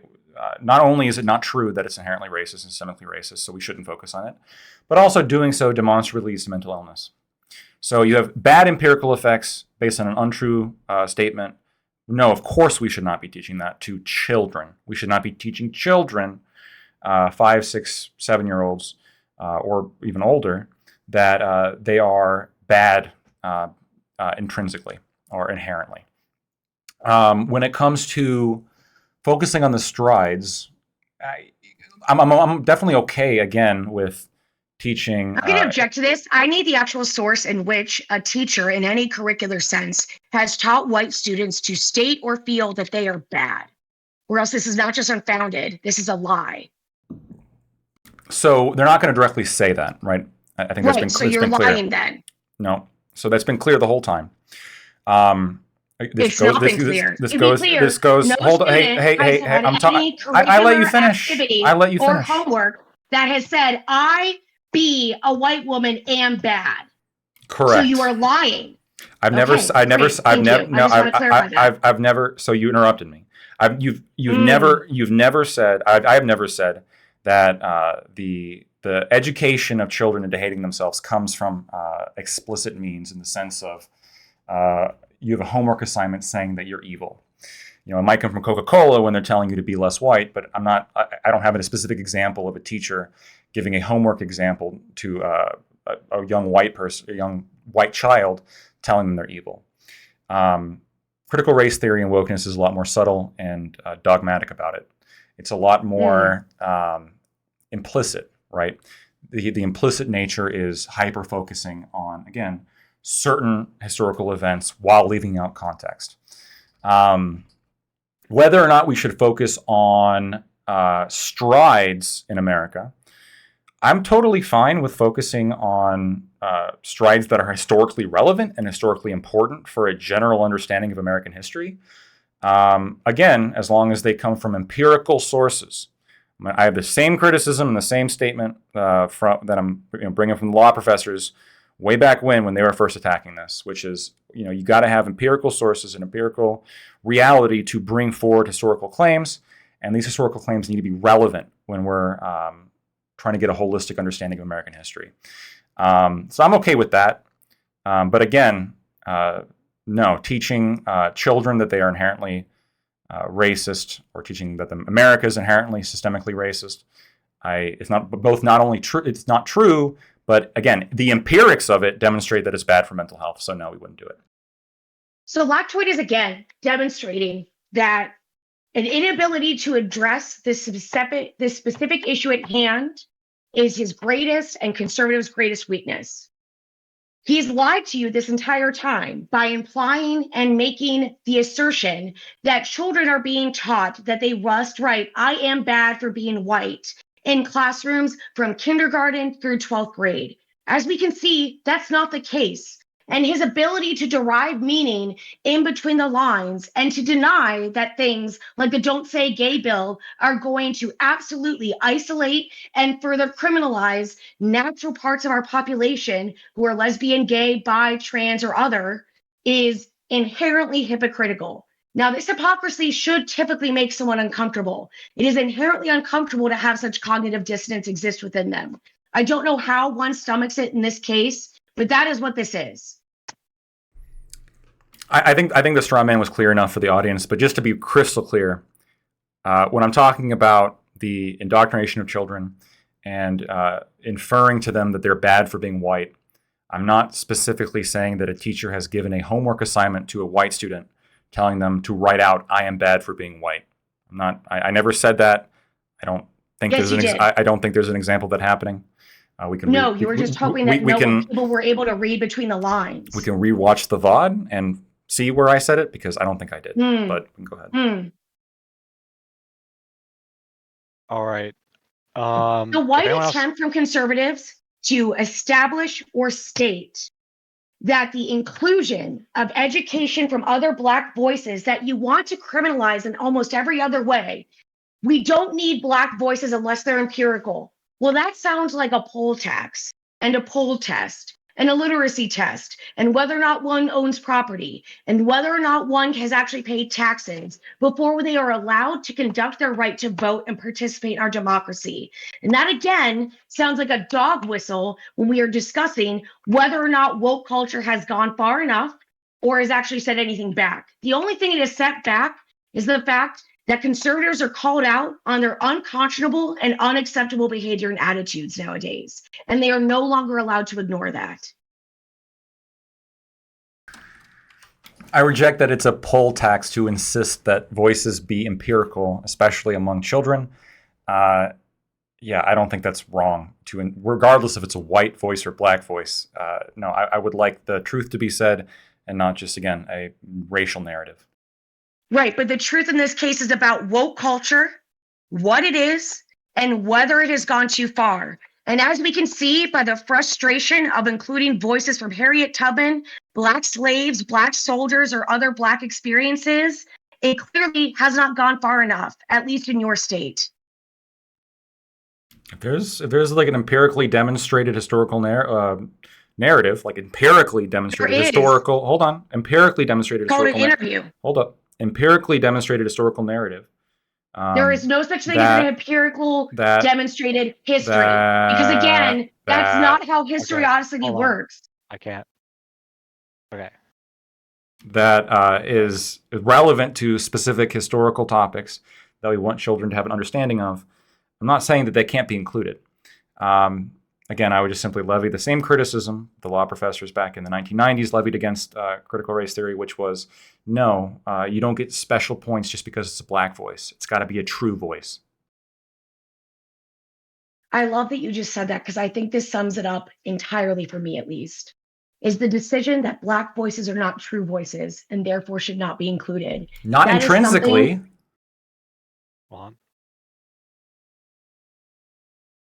Again, Black voices not being true voices and thus be deserving of exclusion speaks directly to what woke culture is trying to fix and change.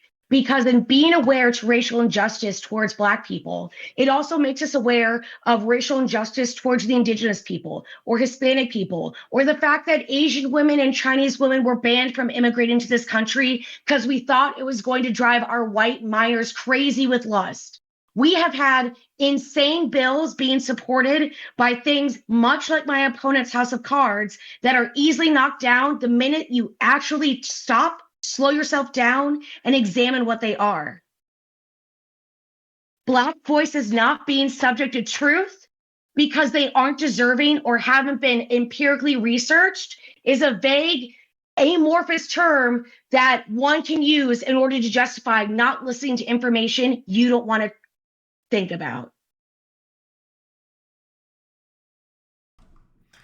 Yeah, I think my opponent's opinion is just the same as the founders of critical race theory here. When they say, when faced with the criticism of, well, hey, you don't have empirical evidence to back up your shit or testable hypotheses, the response is no. The truth is racist. The truth is simply to support your dominant hierarchy, and it doesn't serve equity. No, I reject that completely. The truth stands for itself. It speaks for itself. It doesn't matter the person who's saying the truth. The truth is the truth. I think we see that through the utilization and the education through the platform of Twitter and other social media, as well as the inclusion and elevation of voices we just haven't listened to. So once again, I deny and reject your definition, your very loose definition of truth. Any historian or lawyer understands truth is subjective based upon whom you are speaking to and who views it. All right. So it doesn't seem like we're getting a lot of questions anymore. If you've had anything else written down, I do not. That was the last thing that I had. Good thing for that, because you guys talked for a Should while. I know what Lactwitch chat is stating? I feel like it's probably a shit show for my end. Hold on 1 second. One last question. Doobie's in there defending you. Doobie is doing a lot of things. No, Connor asked a last-minute question. He was also the person that asked a couple of the other good questions. So thank you, Connor, for these questions. You've probably done the most to inflate up this debate, as well as ask interesting Thanks, questions Connor. about us. Yeah. In Washington v. Davis, hold on. Did the court err in holding that discriminatory impact and discriminatory intent are necessary to support a finding of a violation of the Civil Rights Act, or should discriminatory impact be sufficient? Would you like me to re-ask that question? This is to both of you, I guess. It's an interpretation of Washington v. Davis, if either of you want to comment on that, and then specifically, should discriminatory impact be sufficient in that case that they determined, I guess. Either of you can answer So this. the court found in that case that official acts or laws that had racially disproportionate impacts did not automatically become constitutional violations. What are they asking exactly? So they talked about how in Washington v. Davis, it has to be discriminatory impact and discriminatory intent to find a violation of the Civil Rights Act. They're asking specifically, should it be changed to just be discriminatory impact to be sufficient to be a violation of the Civil Rights Act? Absolutely not. Again, okay. Just being discriminatory, if it is so for example, there are no female Navy SEALs. And there will not be a Navy SEAL until or unless a woman is able to meet the exacting standards that are required. Well, that is gender discriminatory. It is based upon what the US and other people far smarter than I have determined is necessary to be an elite force within the military. It's also an example of good discrimination because while it has the effect of preventing women from joining the Navy SEALs, if they cannot meet those standards, that is not its desired effect. Its desired effect is to ensure that the Navy SEALs they recruit survive their missions and are able to keep up with the exacting standards required therein. In that case, it was 2 Black officers who applied to the District of Columbia Police Force and were therefore denied. But they found that the clause was not discriminatory, nor was it there for the purpose or basis of race at all. Lactoid? Okay, so as to the question, I'll be honest, I haven't read Washington versus Davis in a while. That hasn't been particularly relevant. But at least from a political angle, right, discriminatory impact and discriminatory intent, if the court found that, I think that makes just sense from like an internal justice perspective. As long as we're going to have the Civil Rights Act, it would seem odd to me that you could be going about it and completely with no intent to discriminate whatsoever. It happens to have a racial impact, and then all of a sudden you are in violation of the Civil Rights Act. The example of Navy SEALs is actually interesting because that's not denying women access to the Navy SEALs is both intentional and impactful. Not only is there the impact of women not being part of the Navy SEALs, but the intent there is discriminatory, and the intent there is because Navy SEALs the best of the best, and when it comes to soldiers, being a male has an advantage. I think this actually demonstrates that in certain circumstances, having discriminatory intent and discriminatory impact also is fine. So just wanted to point that out. Okay. Why is it designed to keep women out specifically? Do you think our Shark Weeks would prevent us from being a really good shot? No, I think it has something to do with testosterone level, physical ability, the amount of money it takes to train a Navy SEAL, probably all that. But it's not intended directly to keep women out. It is, because women aren't as capable. They're not going to say, if your chest is larger than 36 triple D, get the fuck out of Dodge. They're not going to state something like that. They are going to state you must have a 3:59-minute mile in order to be able to meet the exercise standards if that's what you're desirous of. The Navy SEALs specifically on their website says women cannot apply. It is directly, intentionally discriminatory. Women cannot apply. Oh, well then fuck that.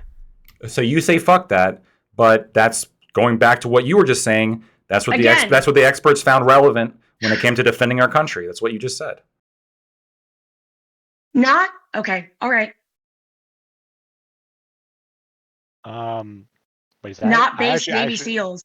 Wait, I actually didn't know. Can women not apply to be Navy SEAls? This is like a legitimate question for me. No, women cannot. Women cannot apply to the Navy SEAls because the reality is that when you look at testosterone levels, the overall the overall net physical ability Let's at see the whether or end not you're lying. for You've already lied once in this chat. Actually, 3 times, and I believe I've called you on all of them. so for the reason is because men, cisgendered males, because of testosterone, have more physical ability, both on average and in terms of the overall higher extremes, especially the kind of men that they're letting into the Navy SEAls. And in 2015, the SEALs pipeline became available for women, despite attempts by 8 women in the SEALs office. So you were lying. That's so good to know. they're I'm glad that I checked that out myself. So right now, you cannot apply to the Navy SEALs as a woman. My understanding is there was some kind of like pilot program back in 2015, and none of them made it. No, the pipeline is open. There have been 8 women who have attempted, and through their inability to meet those standards, that doesn't mean jack or shit. But the women can apply. You can apply even if you so chose. Not wait, to Lactoid, imply you're a wait, Lactoid, woman. how I would old are never you? imply that. Wait, Lactoid, how old are you right now? 27. Okay, so you have 1 year to apply to be a Navy SEAL. Can you do it? Can you be that fit in a year? I never said all males can be Navy SEAls. And it's also discriminatory. This is another example of discriminatory rule but with both intent and effect that the Navy SEAls have on both age. And no, women cannot apply to be the Navy SEAls right now. Yes, they can. Okay, I think we just have the empirics are going to matter here. People can look into it. This is an interesting distinction between one with truth and one not with truth. Yeah, and let's go to another question. There's a question that was specifically wanted to be asked to B, which was with your wanting to support specific Black voices. There was a list of Black voices that wanted to be asked you about. Do you support these voices? I'm going to name them. You don't have to, you can say which ones you do or don't. You can ignore the question. Will B support the Black voices of Swalwell, Elder, Lowry, McWalter, Hughes, wait. Channerman Williams? Swalwell? Yeah, I just made Swalwell. I just have Sowell. Swalwell. Soul? SWO? No, Sowell. It's pronounced Soul. Sowell? I don't know these people. What is... I'm not supposed to be the one debating or the intelligent one here, guys. Come on. Sowell? Thomas? Yeah, he's a Soul? Black conservative and he Soul? won the National Humanities Medal from President Bush. Yes. Again, him having it, Black people are not a monolith, nor are Black voices. Him being recognized for his contributions, regardless of whether he was conservative or not, does not make his contribution any less important. The idea that I'm not going to find his voice important because it happens to be conservative is silly. I believe there was a question for Lactoid. Swallow. It's kind of a funny way to... I don't think Sowell's voice should be upheld just because he's Black. I think his voice should be upheld because he was right. He's a great economist and he says a lot of good shit. So, I have a question for Lactoid. Social emotional learning promotes an internal locus self-control, which yourself said is important. Are there any parts of it that you find valuable and worth keeping? Yeah. So social emotional learning is, when you look at the advertising, is different than the actual stuff they're putting forward. So the focus on critical consciousness and the exercises they're doing are, some of them could be read into focusing on internal locus of control. A lot of them are focused on, again, raising other voices due to environmental circumstances, taking into consideration environmental circumstances when you're treating people certain ways, And the implication here, and that's often pushed by Second Step, is more of an external locus of control. If they left that second part out and they just kept in like the internal locus of control section of social emotional learning, I would have no problem with it. Seems like it'd be a good idea. I have another question for B, specifically about subjective truth.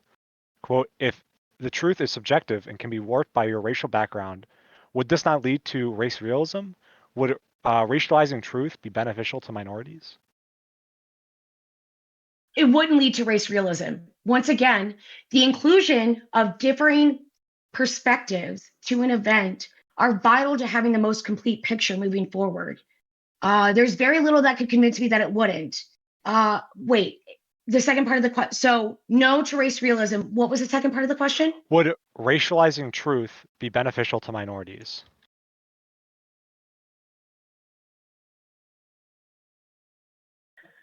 I don't know what that means. I don't believe so, because I don't know what you mean. Are you meaning like accepting and stating that 13% of the population is responsible for 50% of crime? That's just a truth, instead of looking at the context or the historical meaning behind that, or what?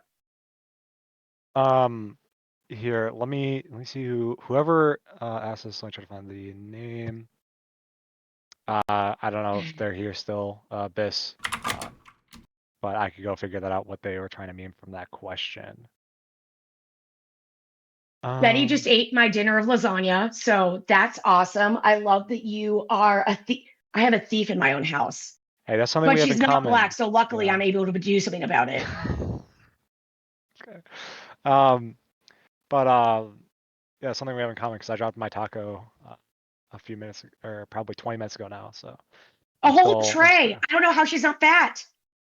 well, let's see. Do we have any more questions? We're just talking about that. Hold on one sec.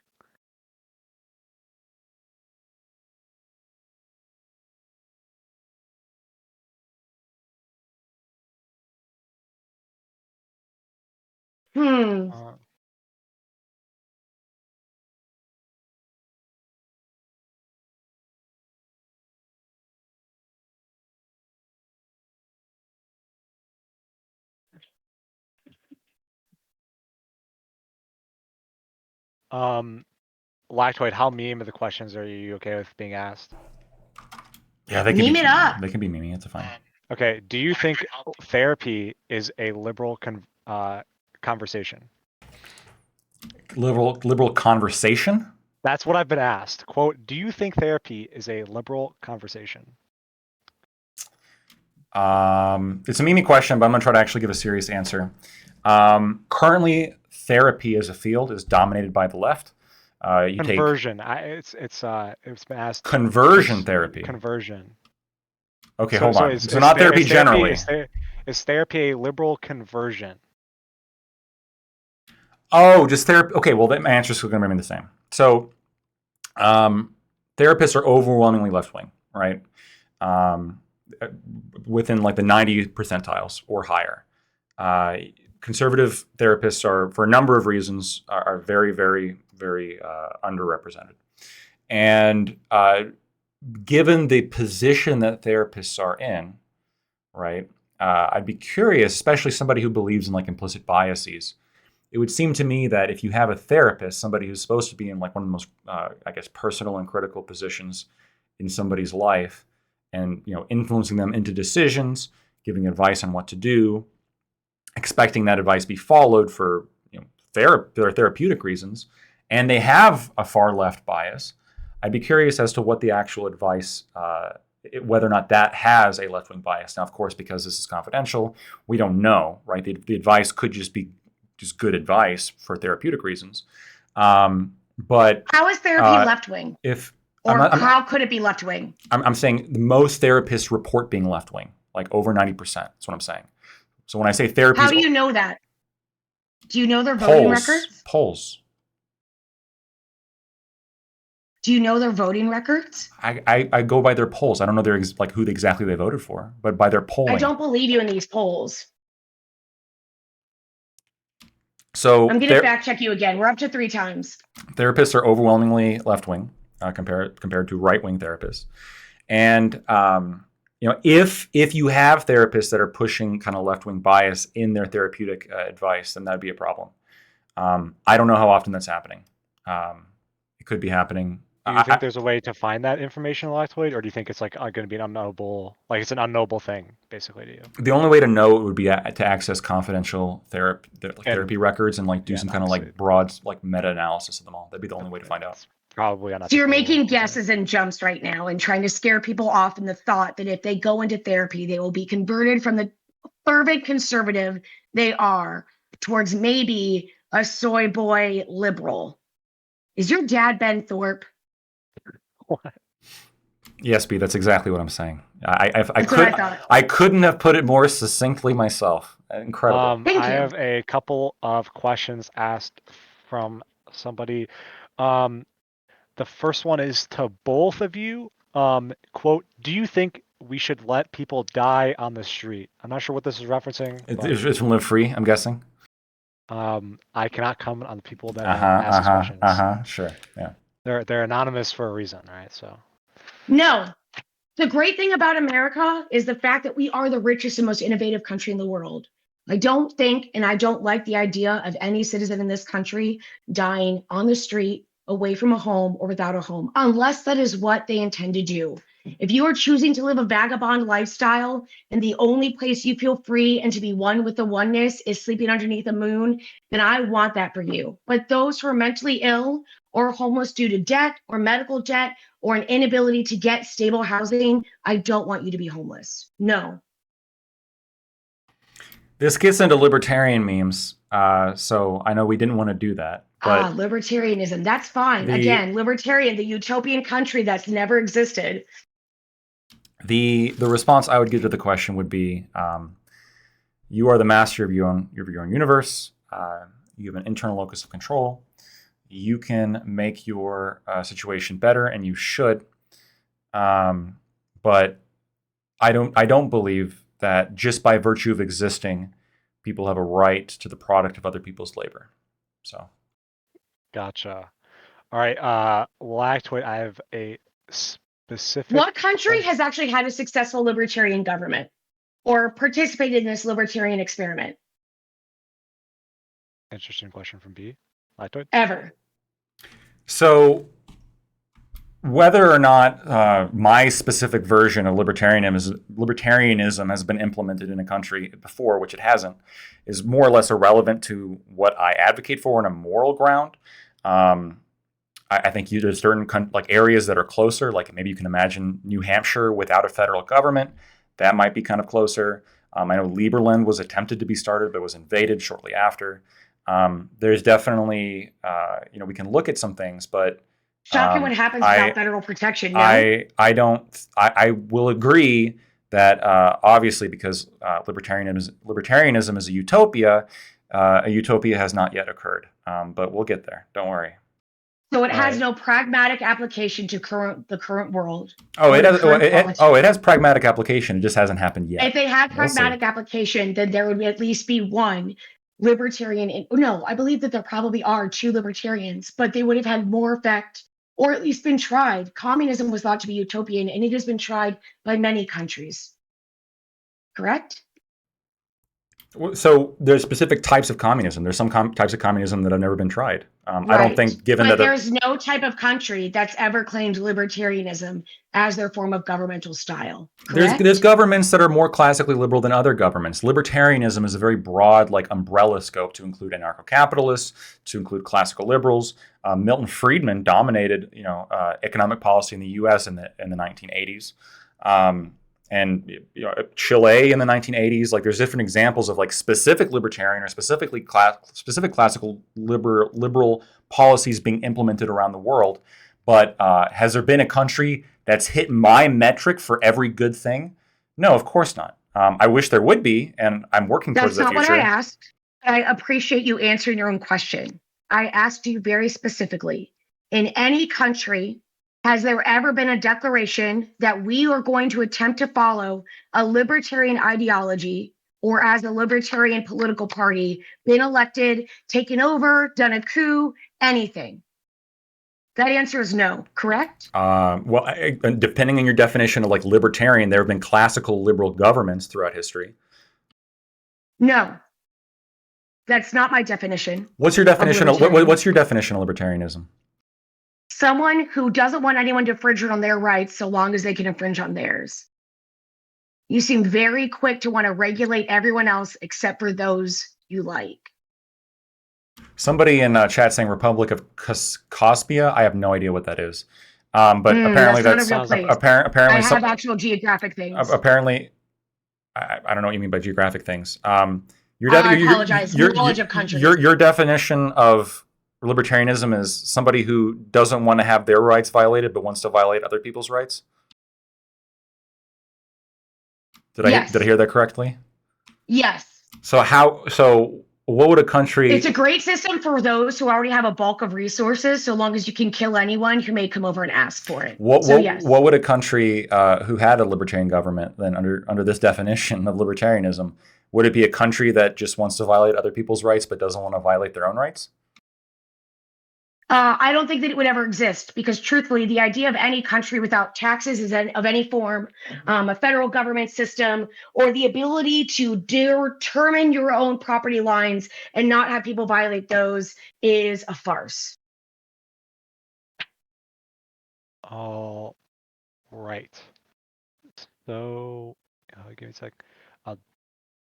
Okay. All right, let's go to a meme question asked. Quote, oh wait, that was misspelled. Never mind, I'm not going to ask somebody who can't spell. Quote, lactoid, this is asked by another anonymous individual. Why do you use Axe body spray instead of showering? I'm not sure what this is representing. It's a really good question. That sounds like something libertarians would suggest in their utopian world. Look, to the audience and the person who asked the question, I want to explain a little bit. As much as the alluring and delicious smell of Axe body spray brings me to try to use it, I have a confession. I know it'll shock some of you. Okay. Have you been lying about that? I believe it or not.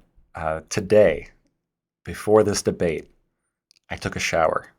I know it's crazy. It's crazy to believe, but I did it. I went into the shower and I turned it on and I showered. Now, I was worried this might make me not libertarian, okay? Because according to the definitions put forward, clearly that's a requirement. But I think I'm still good. Yes. I think I'm still a libertarian. But I am clean. I think the libertarians are like the unwashed. Well, I mean, technically, you are the definition washed. Of the unwashed masses. I am washed now. You can't washed. Say that. I am washed. God. I'm now just a masses. God for small miracles. Honestly, this could be enough for beatification right now. I'm not. Do you guys want to keep going to funny questions or a serious question? Because I have one of each. You can keep going, whatever you want. All right, I'm going to go back to serious for a second. This one is for lactoid. While studies disagree on whether police use deadly force against Black Americans more often than whites in similar circumstances, study after study have shown that police are more likely to use non-lethal force on Black Americans. Is this an example of systemic racism? If not, what evidence would be sufficient to show an issue is, quote, systemic? Sure. Okay. So the data on this is kind of all over. We do have data to suggest that I'm glad that there was the first statement made of when it comes to killing, because in actuality, when you control for police encounters, which is determined by crime rate, you actually see that Black people are underrepresented in police killings of unarmed people. White people are actually more overrepresented per police contact. Controlled for by white people, the largest part of the population. Hold on, per capita, controlled for by police contact. And I also have seen the data that yes, like absent, so that you have the killings on one end, but then you also have a different measurement of use of force, just generally, where police are more likely. Now, and this is going to be there's just, I think, a gap in knowledge here. I don't think we have evidence to suggest why police officers are using the force, because the black community does have a higher crime rate. I'd be curious to see if there's a higher rate of resisting arrest, if there's a higher rate of use of violence towards a police officer, if there's a higher rate of fleeing. I think all of these are going to be relevant, whether or not a police officer is provoked into using force. I just don't have access to all of that information to have done like a thorough analysis on my own. If it's true that police officers are just by virtue of being racist, let's say that you have a black person and you got a black person and a police officer is just like, oh, I'm going to use more violence against this person just because they're black. I think that would be indicative of that black police officer having racial prejudice. And I think it would make sense to try to train that that police officer to not have prejudice against black individuals. But I would not say that is definitive evidence that policing is inherently racist. And I definitely wouldn't think it's sufficient enough to say that there is a systemic racism problem in America. There was a second part of that question. I just want to make sure that you answered it. Quote, what evidence would be sufficient to show an issue is systemic? What I would want to see is like in police trainings, or like in policy handed down by like the government, directives. You have policies that are racially motivated or racially intentioned. I think that would be sufficient for me to say, okay, we have a system that's proposing racism. You got to fix it at that point. Otherwise, if you don't have something like that, racism is just sort of this kind of ethereal, like always we can blame it for everything, because nobody can find it, right? It's not actually there. You have to point to something for me to say, okay, that is racist. That is a racist system. Therefore, I can call it systemically racist. May I respond, please? Oh, go ahead. I just again want to point out the hypocrisy and the inability to see that specifically because no students are being taught to say, I hate being white, Blacktoid is still trying to sneaking in underneath the radar that students may infer that. However, in order to demonstrate systemic racism when it benefits him, he needs it to be explicit, clear, and demonstrable through anything other than disparate impact or effects. And I think that, again, hypocrisy should make one uncomfortable. I don't know if he's taking a lot of lactate lately or Alka-Seltzer, but I don't know how that hypocrisy does not bother you. It's not hypocrisy because I wouldn't say that the educational system is systemically racist against white students unless there's a specific system in place. You just lied and said that they taught white people to hate themselves. Hold up. Unless you can point to a specific policy in place. Now, affirmative action is a specific policy that is explicitly racist. So affirmative action is systemic racism. There you go. In education, we have systemic racism. Black people are directly given a benefit for being black. That's a policy. That's a great example of systemic racism, right? We have a system that is actively racist.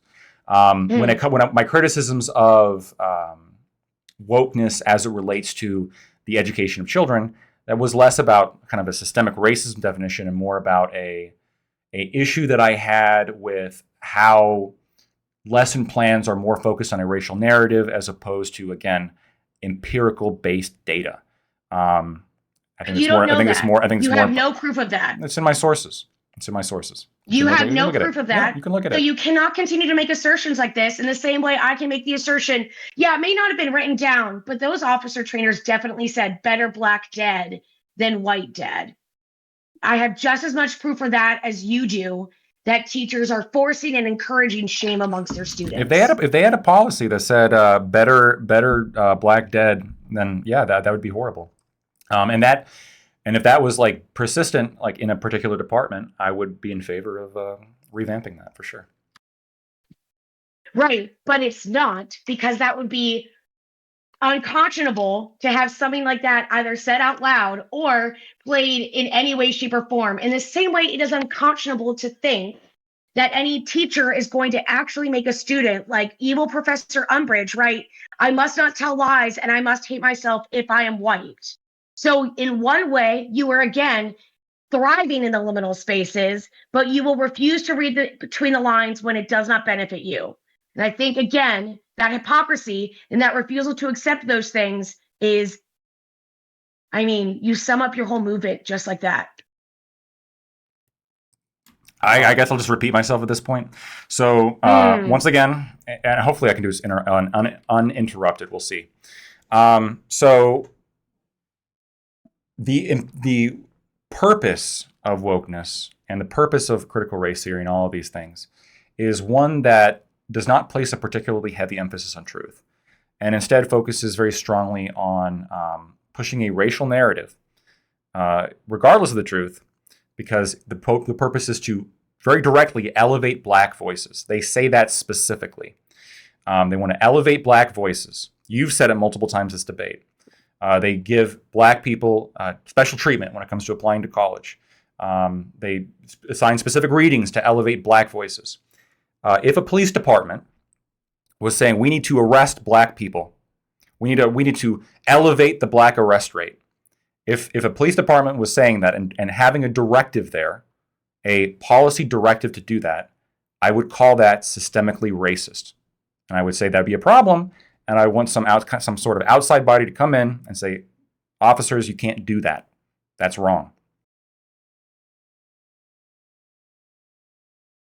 Okay, it seems like we've been going back and forth with this and kind of just repeating ourselves at this point.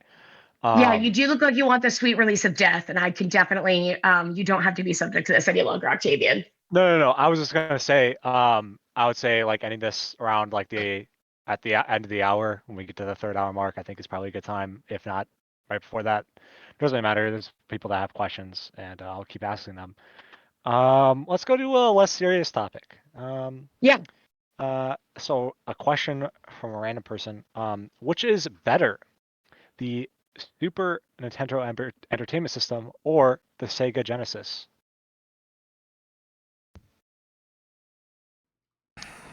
I'm deeply qualified and a subject matter person to answer this. I think Nintendo, because we could play GoldenEye and Duck Hunter on it.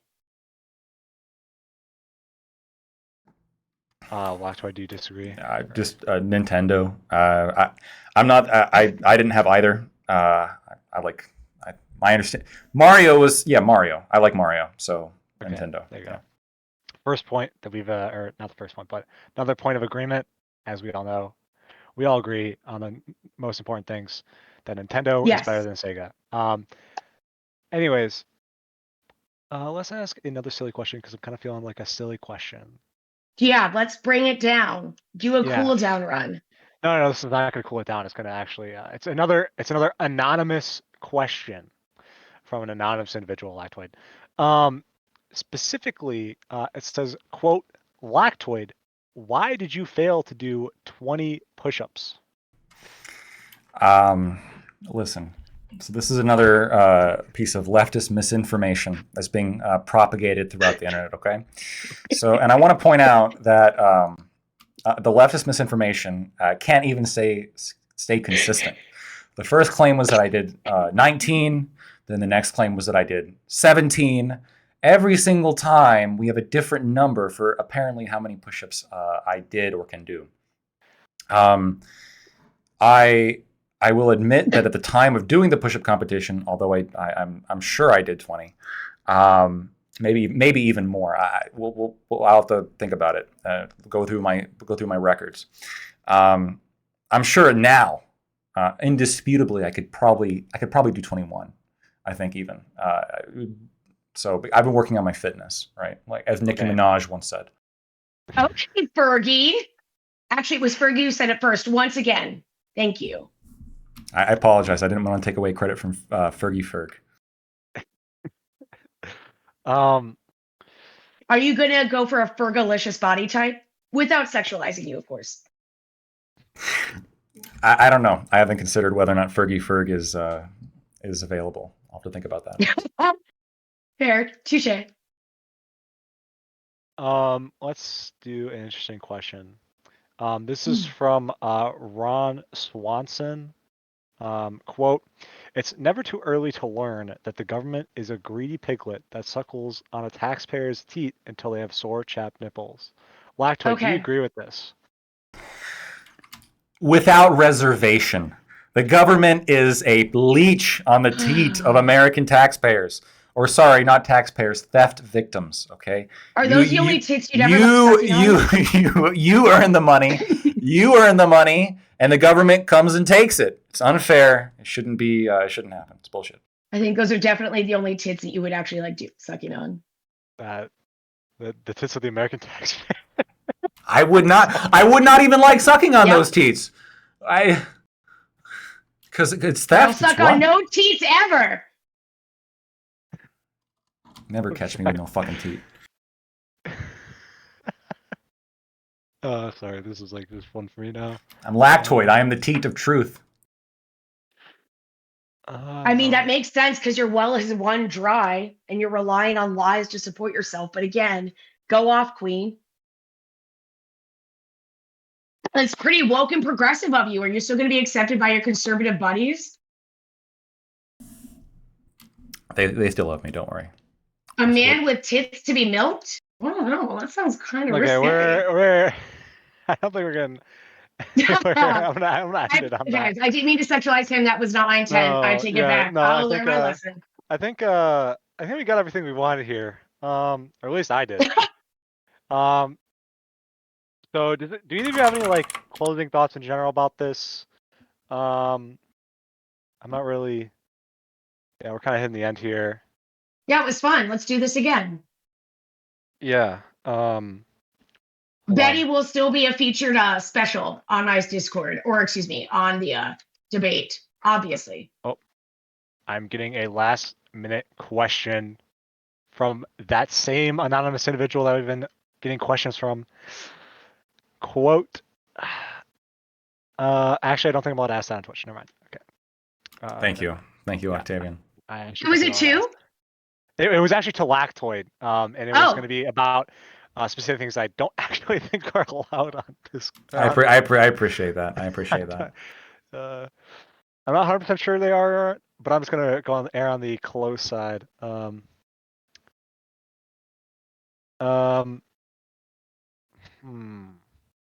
Yeah, it doesn't seem like we're getting the best quality of questions.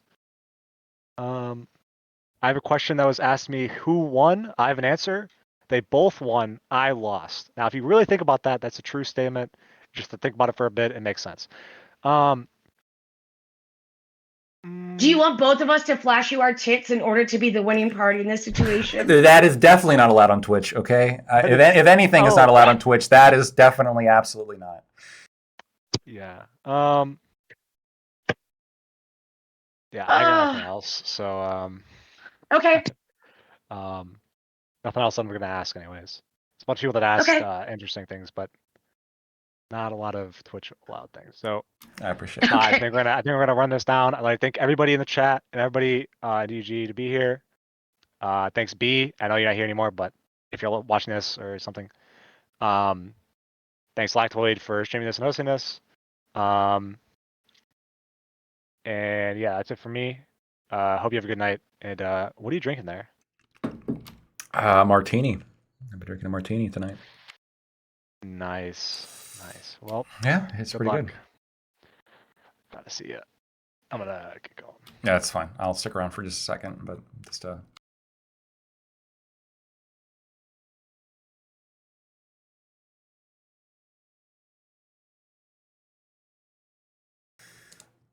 all right. So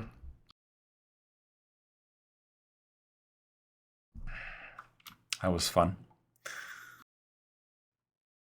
I'm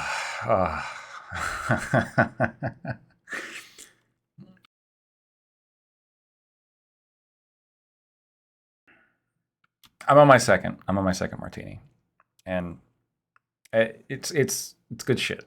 Okay, it's good shit. It's got berries in it, which makes it healthy for you. I've read somewhere. Yeah. So no, it was an interesting debate. I think again, a lot of the questions I asked simply weren't answered. the questions as to racial animosity, the progress that's happening. I think that was the key of whether or not this has gone too far, and that really wasn't addressed. So, but the end was kind of fun in terms of the meme questions. But the overall debate was still, I think, productive in the sense of we talked a lot about the actual issue at play, which was wokeness in America. And yeah, no, I thought it was really, really good.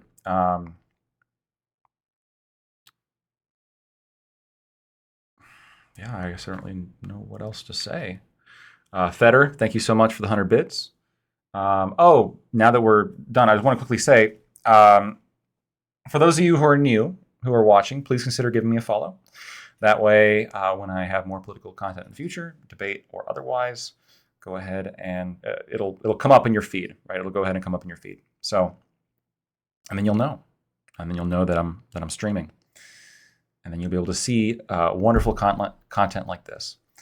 I used Bombay Gin, specifically, the fancy shit, although I got it on sale for pretty cheap. Yeah, I think my arguments spoke for themselves. I don't think anybody believes a lot of the strawmans. Ultimately, you guys are free to believe whatever you want. But I will say this: please, please, please, don't be racist. Okay, don't treat certain voices as more important just because of the immutable characteristics that are held by the person speaking them. Yeah. So, I was really hyped up about that intro, though. Doobie, my friend. I'm glad you. Were you successful, Doobie? I know you wanted to do this for a little while. You wanted to hopefully get Bee's attention. I don't know if she noticed you, unfortunately. What's your plan now? Are you gonna how would you react to her being on a Prime panel with, so, it'd be Scott would be fighting with her the whole time, but then are you gonna just start agreeing with everything she says? I'd be interested. Because that would be kind of funny.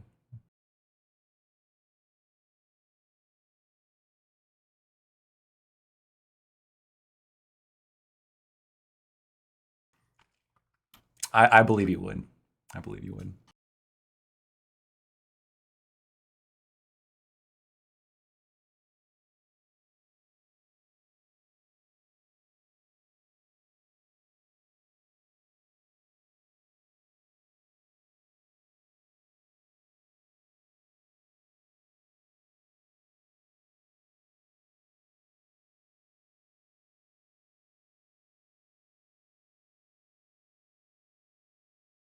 I don't know.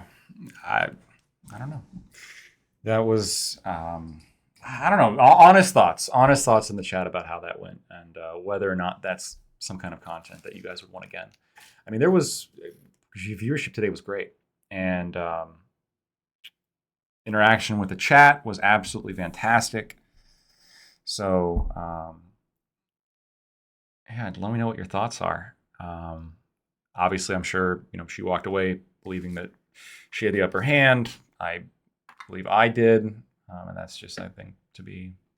And then wherever you guys land is where you land. But I guess so. My question is really in terms of overall content here. I mean, how do you think it went? Is this something that you guys enjoy? Kind of more the one-on-one kind of style. I know the panels are not going anywhere, but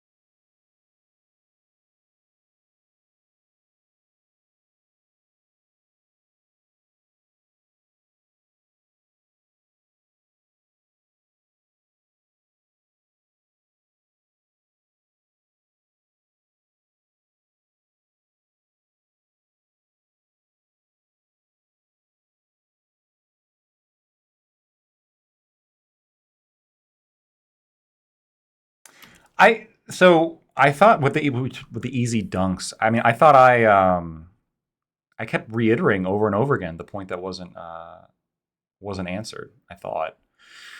So I mean, I don't know how you guys would want me to do something like that going forward. Like, do it more aggressively, do it, get really heated and be like, blah blah blah blah blah. I don't know. I got to work within my normal conversational style in the sense of, I'm not somebody who, I mean, given sometimes I could flick into just like, wow, that's fucking stupid because of blah blah blah blah blah. But I mean, generally speaking, I'm not going to just get like super angry just because. Yeah.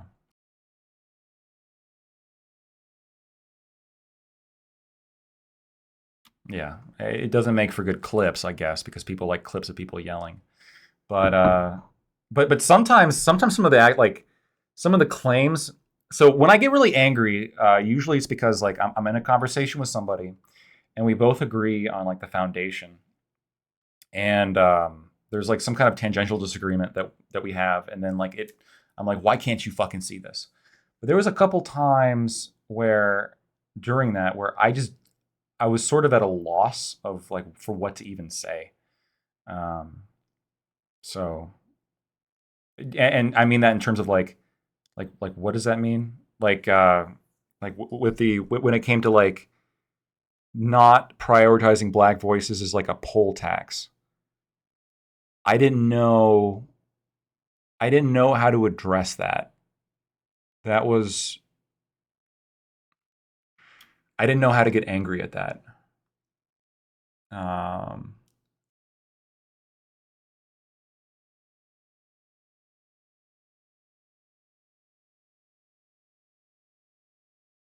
Yeah. What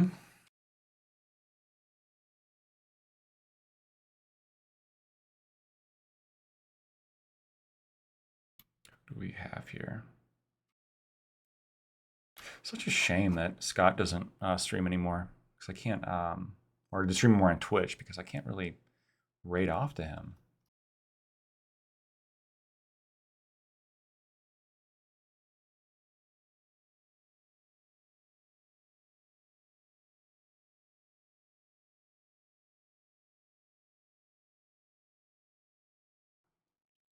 Thank you, Octavian, again.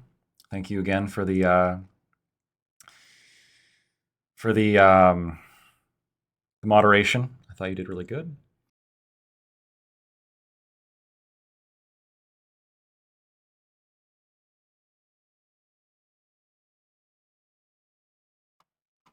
I do have a lot of patience for being interrupted. Thank you, Kate. I know I do.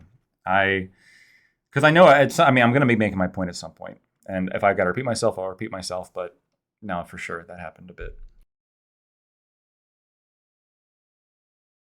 Yeah, no, I'll be there in a bit. All right, so what we're gonna do now? Well, first of all, last thing I'll say, last plug. Like I said, if you enjoyed this content, let's consider a follow. I thought it was fun. Great engagement tonight. Really appreciate all of you. Really, really, really appreciate your time. I know you guys have a lot of options on what to do, and I really appreciate that you guys chose this. What we are going to do is we're going to highlight a black voice, okay? Because I've had a realization that we need to emphasize black voices. We got to put them in the mainstream. So what we're gonna do by emphasizing a black voice, we're gonna go ahead and raid on into Mr. Fanatic, okay? If there is any black voice to be emphasized, it is Mr. Fanatic. This man has made such incredible points during our panel discussion. So we're going to go ahead and do that because, hey, it doesn't matter what he's saying, whether or not it's right. We got to. It doesn't matter. None of this matters, guys. We're going to elevate a black voice. Here we go.